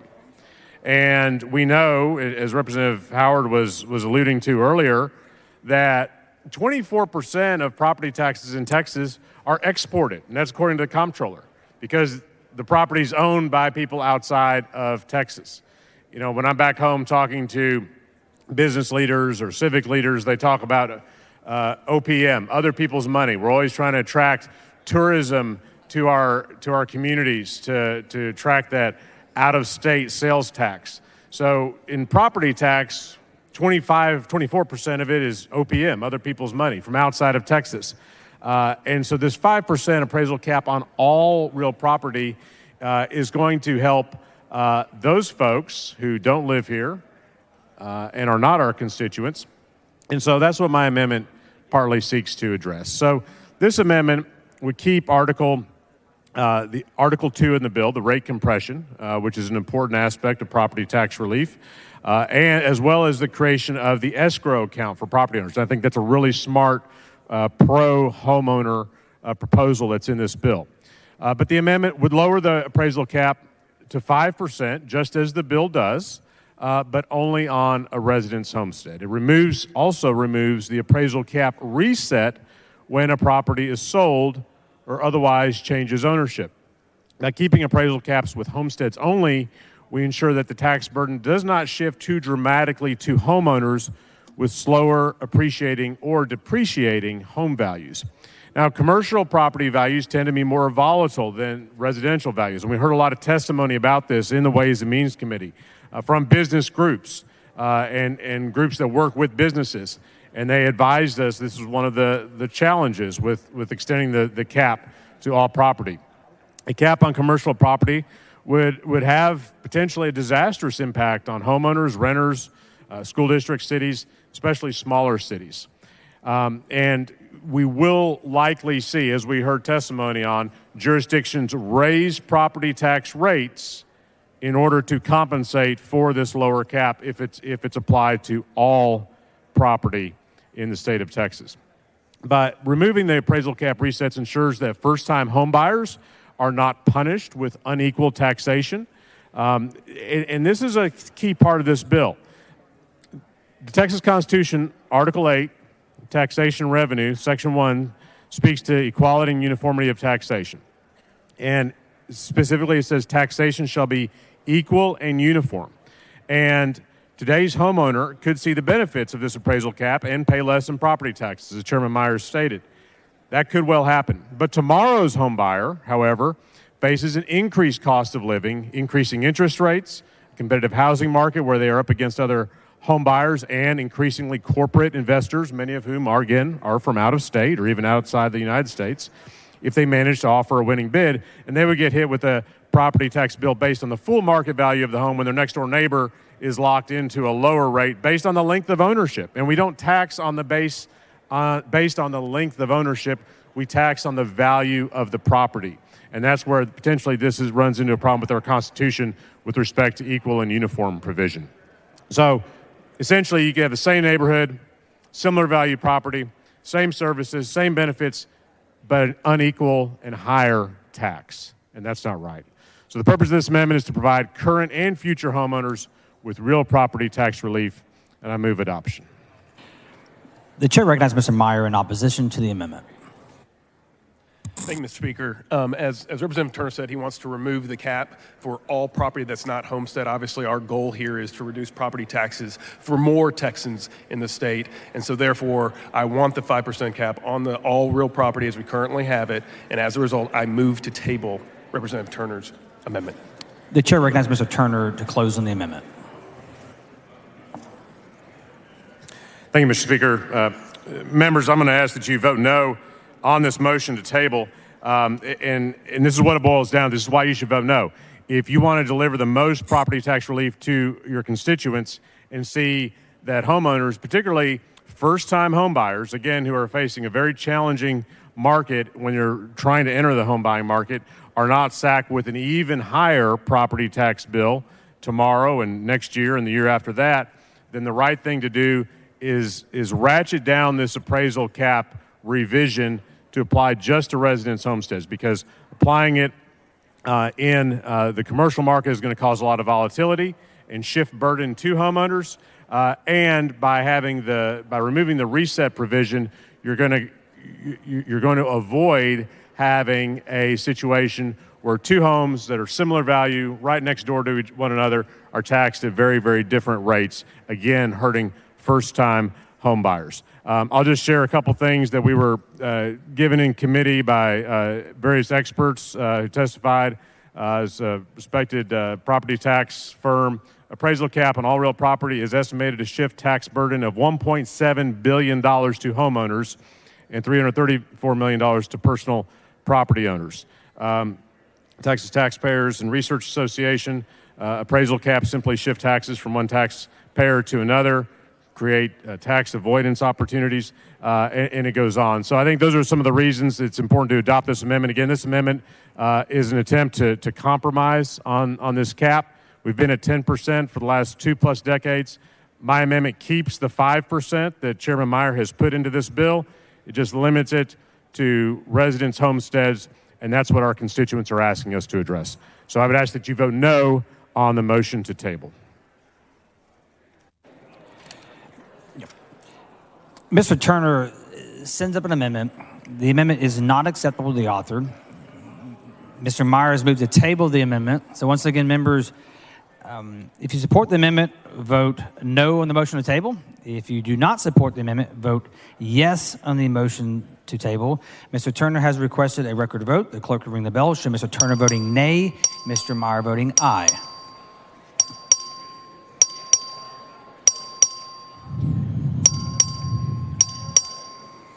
Have all members voted? There have been 89 ayes and 56 nays. The motion to table prevails. Does any member speak for, against, or on the bill? Seeing none, the chair recognizes Mr. Meyer to close on the bill. Thank you, Mr. Speaker. Again, members, we have an opportunity here to provide the largest tax cut in our state's history, and we should certainly do it. With that, I move passage. The question occurs on passing the engrossment of HB 2. A record vote has been requested by Mr. Kane. The clerk will ring the bell.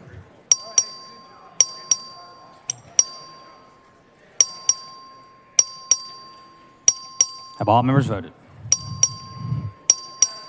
So Ms. Morales voting nay, Ms. Troxler voting aye. Have all members voted? There have been 140 ayes and 9 nays. HB 2 is passed in engrossments. Congratulations.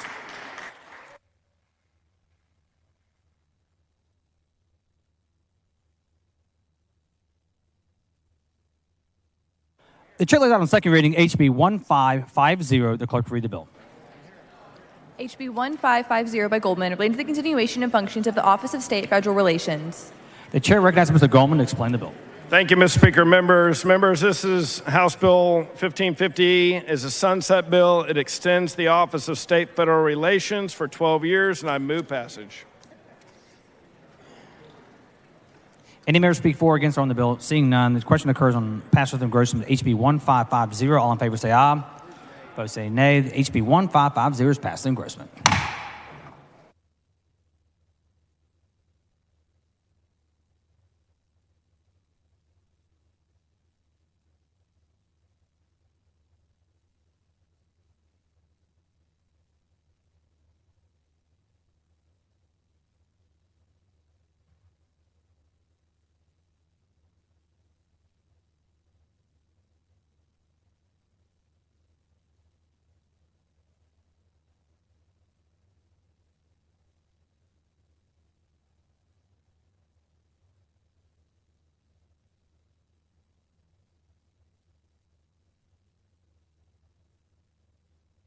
The chair laid out on second reading HB 1515. The clerk will read the bill. HB 1515 by Clardy, relating to the continuation of functions of the Texas Economic Development and Tourism Office. The chair recognizes Mr. Clardy to explain the bill. Thank you, Mr. Speaker. Members, this is a sunset bill for the Economic Development and Tourism Office out of the Office of the Governor. It'll reestablish a sunset date in 12 years. It does abolish the PDSBI, the Product Development Small Business Incubator. And members, with that, I move passage. The question occurs on passage of engrossment to HB 1515. All in favor say aye. Opposed say nay. The ayes have it. HB 1515 is passed in engrossment.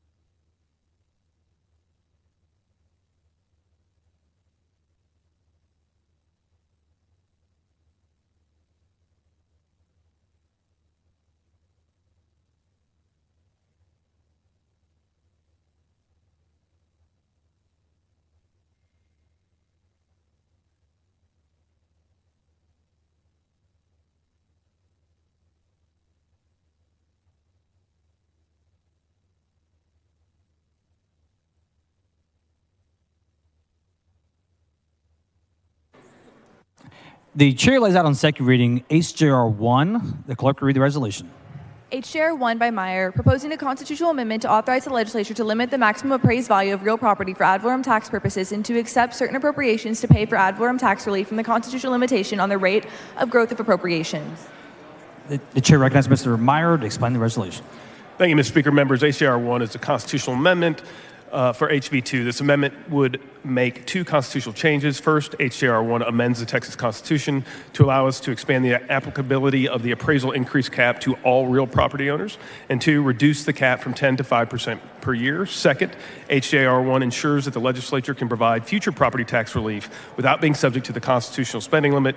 This change aligns the constitutional spending limit with the new population times inflation spending limit that we passed last session. This HJR would be placed on the November 7th, 2023 ballot to allow for voters to decide for themselves whether to enact those two constitutional changes. Thank you, Mr. Speaker, members.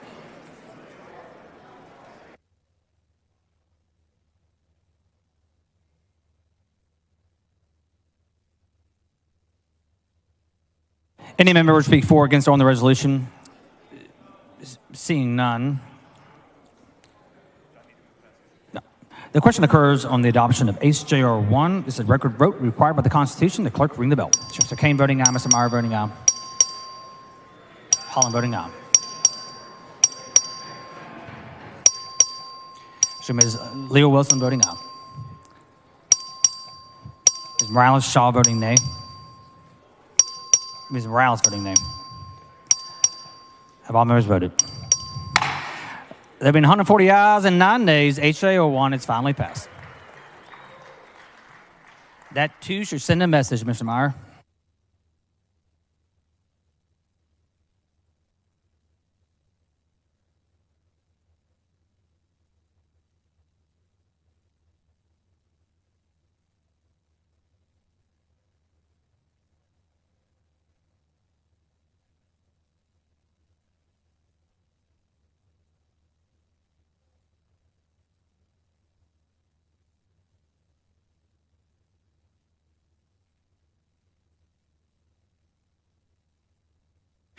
The chair lays out on second reading HB 513. The clerk will read the bill.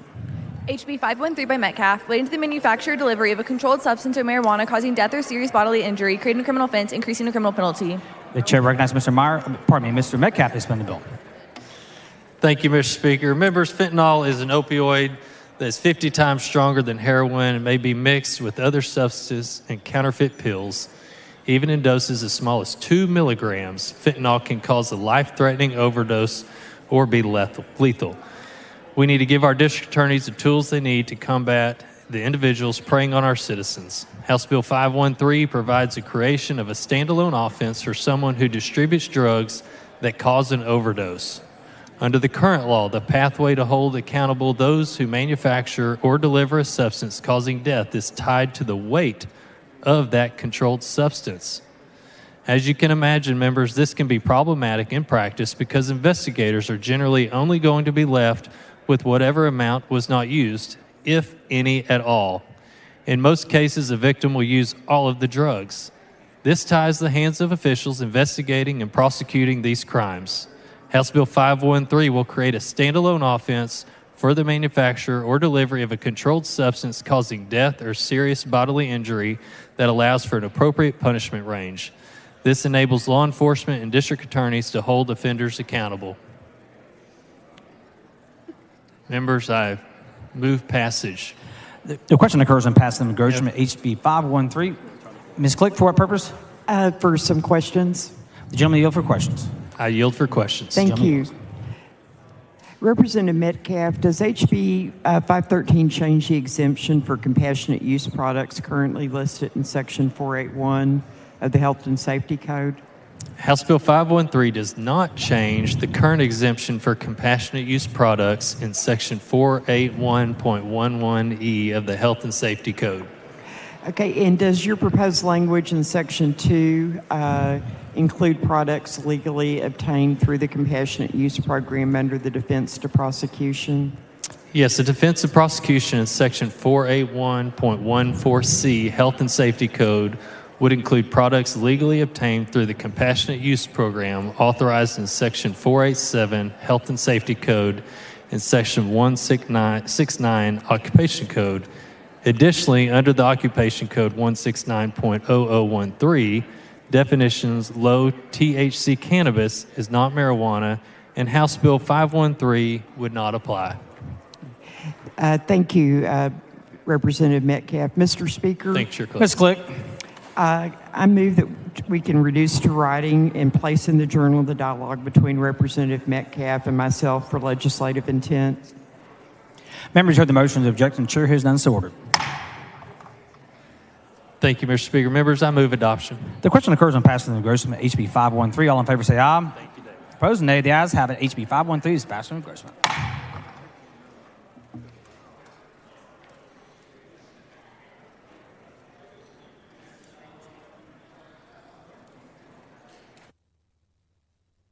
Is Mr. Anchia on the floor of the House?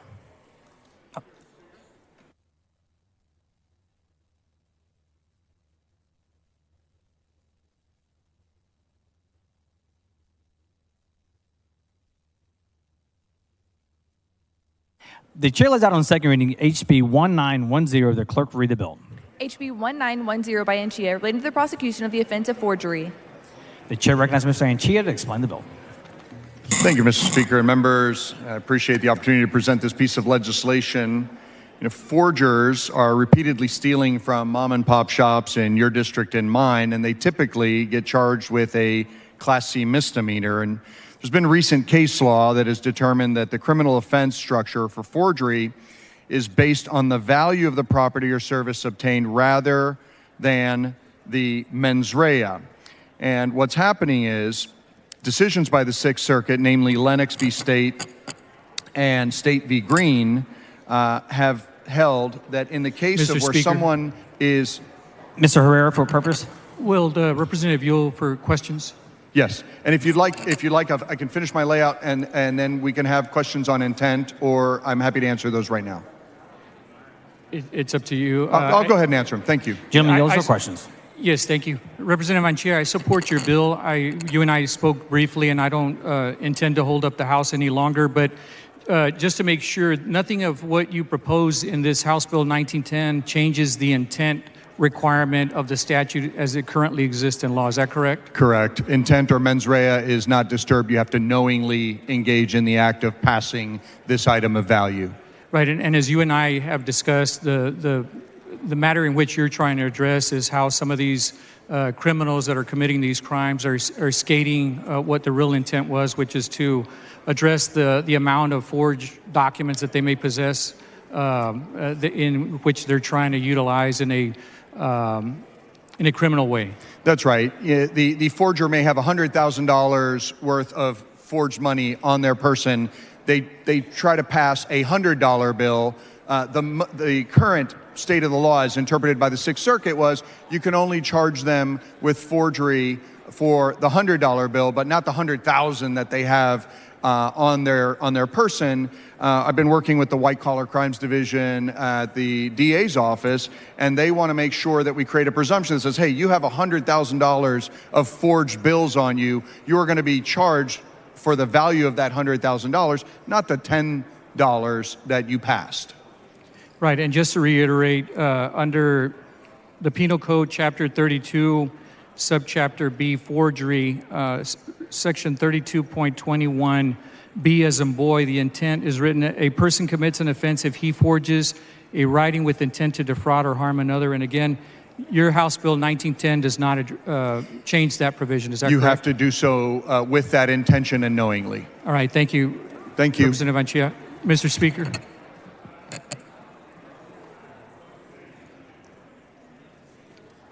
Ms. Herrera? Yeah, I'd like to move that we reduce to writing the exchange between Representative Anchia and myself for legislative intent.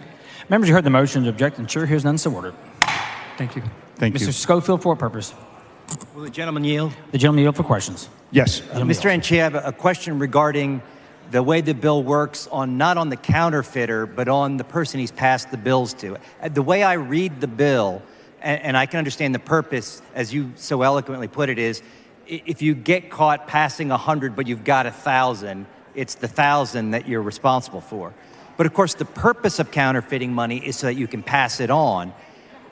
If I get caught with the 100 that he passed to me that I don't know about, the bill seems to indicate there's a presumption that I know it's counterfeit.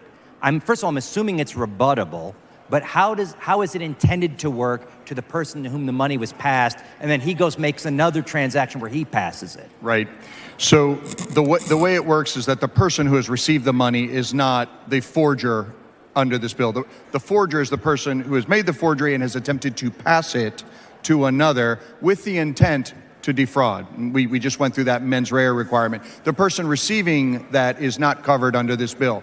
With respect to the forger, however, there is a rebuttable presumption, as you correctly point out. So, for example, if the person who passed the $10 bill and had 100,000 on them said, well, I only meant to pass the 10, the remaining forgeries that I had on me, those are in fact for the clown show that I'm going to do later on today. Or I'm a member of an acting guild, and that money was not intended to be passed, it was part of my act.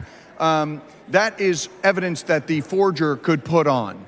But to your point about the innocent recipient, they are untouched by this bill. So the presumption that if you are in possession of the counterfeit bills, that you know it's the amount that you're entitled, not that you know it's counterfeit or were involved in the crime. Because the person receiving it would not have had an intention to obtain the property or service of value equal to the purported value of the forged money. Right. So the person receiving it doesn't have the intent of receiving value for it. Right. It is only the person who passes it that has that intention. But if the net sort of falls on you and you get charged with it, like let's say it's a bigger transaction. I sell you $1,000 worth of Astros tickets because you enjoy good baseball. And so so you give me $1,000 in counterfeit money, enough that they might think I'm the counterfeiter. If I get busted with it when I pass it on and they think I'm the counterfeiter, it's not an irrebuttable presumption that because I had it on me, I have the mens rea. It's only if they can prove the you still The you still have underlying to have crime. the requisite intent of passing it, right? Knowing that it's counterfeit and passing it and trying to receive a thing of value through this fraud. Thank you. I appreciate it. Thank you very much. You bet. Thanks for the questions. The last thing I would add, members, is that this bill is supported by the Sheriff's Association of Texas, the Texas Municipal Police Association, Dallas County District Attorney's Office, Dallas Police Department, Dallas Police Association, Houston Police Officers Union, and Houston Police Department. Thank you for this opportunity, members. I appreciate the questions and move passage. The question occurs on passing the engrossment HB 1910. All in favor say aye. All opposed say nay. The ayes have it. HB 1910 is passed in engrossment. The chair lays out on second reading HB 2484. The clerk will read the bill. HB 2484 by Guillen, relating to the safety of a referee, judge, or other official at a public school extracurricular activity and prohibiting certain conduct by a spectator related to those officials' safety. The chair recognizes Mr. Guillen to explain the bill. Thank you, Mr. Speaker. Members, House Bill 2484 ensures the safety of sports officials by providing them with school security, and it prohibits a spectator that has caused bodily harm on an official from attending UIL competitions. Move passage.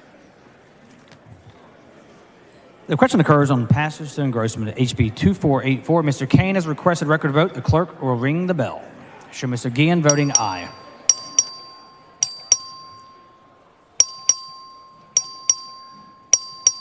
Jones of Harris voting aye. Ms. Lewa Wisdom voting aye. Ms. Campos voting aye. All members voting. 147 ayes and 0 nays. HB 2484 is passed to engrossment. The chair laid out on second reading HB 861. The clerk will read the bill. 61 by Lozano, relating to the processing and sale of kratom and kratom products, providing civil penalties, creating a criminal offense. The chair recognizes Mr. Lozano for a motion. Speaker, I move to postpone further consideration of HB 861 until 10 a.m. Thursday, April 20th. Let's stay strong. Members, you heard the motion. Objection, chair hears none, so ordered. The chair lays out on second reading HB 591. The clerk will read the bill. HB 591 by Capriglione, relating to an exemption from the severance tax for gas produced from certain wells that is consumed on site and would otherwise have been lawfully vented or flared. The chair recognizes Mr. Capriglione to explain the bill. Here, Mr. Speaker, members, House Bill 591 is the positive intersection between technology, energy, and environment. This bill provides clarity for severance tax exemption Mr. Harless, for what purpose? otherwise wasted natural gas. I've got a question for the amendment that's coming. Oh, you're right. Yes. I've decided to add all your bills to my bill. Anyway, Mr. Speaker, I move passage. With that, the question occurs in the passing of engrossment HB 591. All in favor say aye. Opposed say nay. The ayes have it. HB 591 is passed in engrossment. The chair lays out on second reading HB 53. The clerk will read the bill. HB 53 by Thompson and Brazoria, relating to the exemption from registration fees of certain vehicles used by nonprofit disaster relief organizations. The chair recognizes Mr. Thompson of Brazoria to explain the bill. Thank you, Mr. Speaker. Members, current law allows nonprofit disaster response organizations an exemption for vehicle registration fees for their emergency response vehicles. There's some ambiguity in the parameters under which an organization qualifies for the exemption. This bill fixes that. Move passage.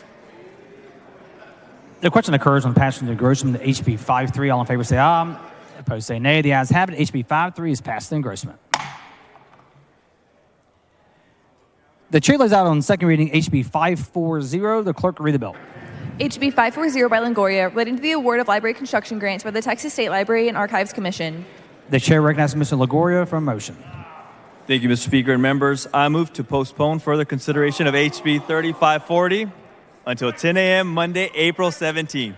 Members, you heard the motions. Objection, chair hears none, so ordered.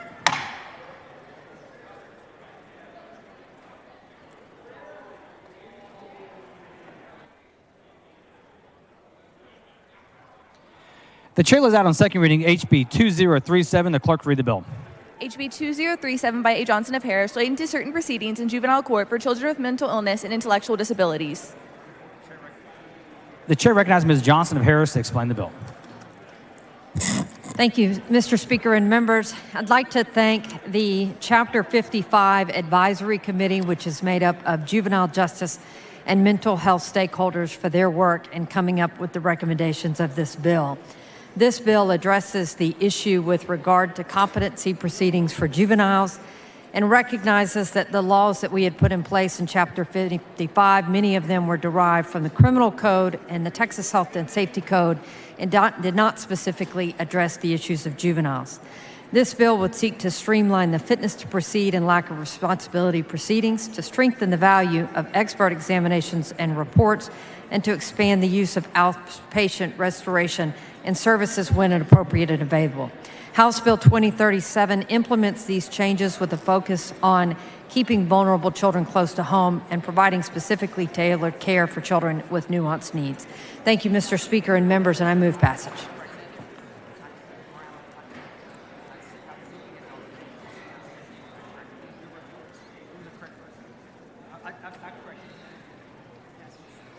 The question occurs on passing the engrossment to HB 2037. All in favor say aye. Opposed say nay. The ayes have it. HB 2037 is passed in engrossment. The chair lays out on second reading HB 279. The clerk will read the bill. HB 279 by Jashawn, related to the prosecution and punishment of the offense of trafficking of persons. The chair recognizes Mr. Jatan to explain the bill. Thank you, Mr. Speaker. House Bill 279 combats human trafficking by providing additional protections against trafficking of adults with disabilities. Move passage. The question occurs on passing the engrossment to HB 279. All in favor say aye. Opposed say nay. The ayes have it. HB 279 is passed in engrossment.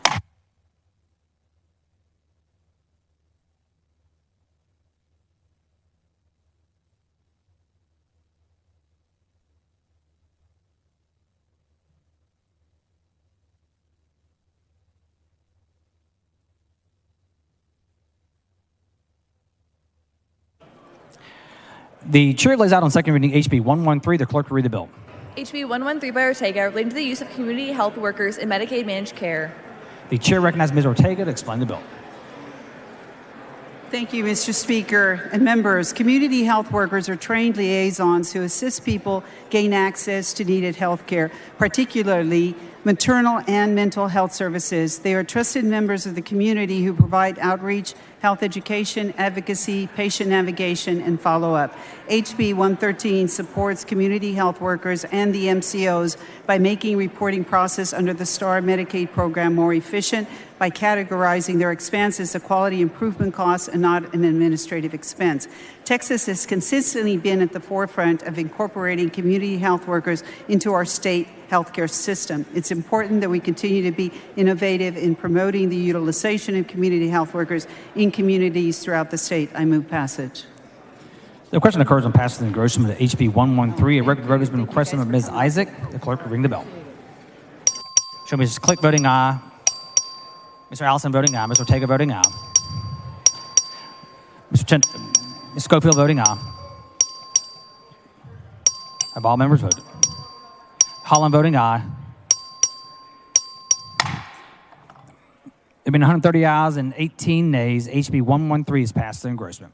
The chair lays out on second reading HB 3013. The clerk will read the bill. HB 3013 by Slauson, relating to exempting certain contracts from procurement notice requirements. The chair recognizes Ms. Slauson to explain the bill.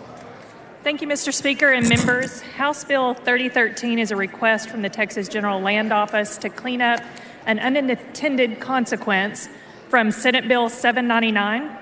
We passed SB 799 in the 87th legislature with the intent to make the procurement and spending process easier for state agencies. However, it added a provision that extends that process by 60 days for many of the GLO disaster recovery division's procurements. Time is of the essence in disaster recovery, and yet the GLO is limited in their ability to solicit vendors to provide those necessary services to respond to natural disasters. So HB 3013 amends Section 2262.051 of the Government Code to exempt those services necessary to respond to a natural disaster. Thank you, Mr. Speaker. Move passage. The question occurs on passing the engrossment HB 3013. All in favor say aye. Opposed say nay. The ayes have it. HB 3013 is passed the engrossment. Members, as a reminder, Ms. Tucker will be in the Speaker's press conference room for photos today from 1 o'clock to 2 o'clock. The following bills on first reading and bills and resolutions on first reading and referral, the clerk will read the bills and resolutions.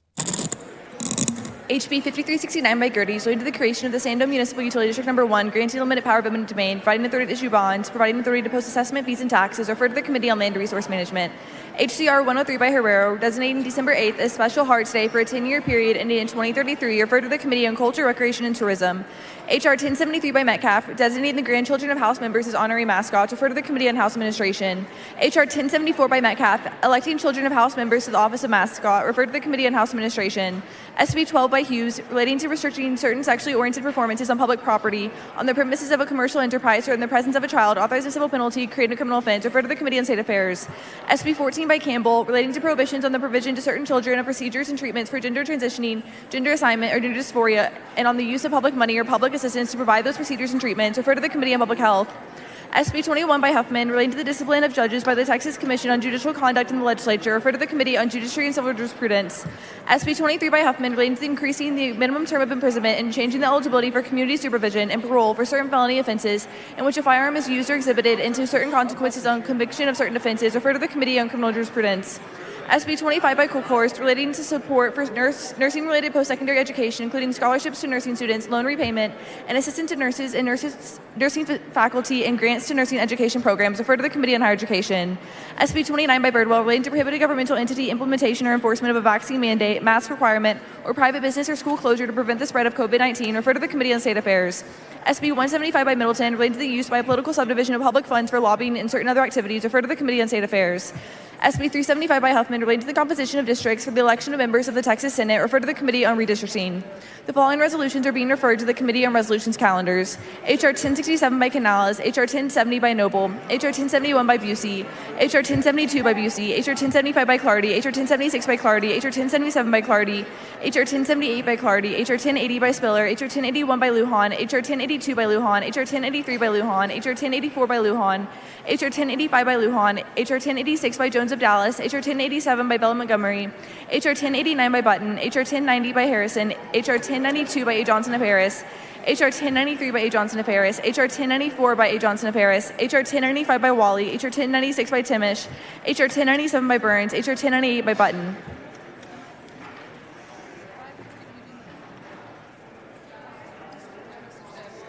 Members, the Speaker's desk is clear. If you have any announcements, please bring them down front.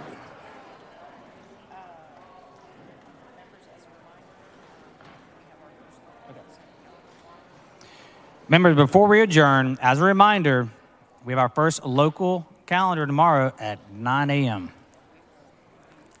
We will convene promptly at 9 a.m. Mr. Meyer moves the House recess until 9 a.m. Friday. His objection, the chair here is done. The House stands recessed.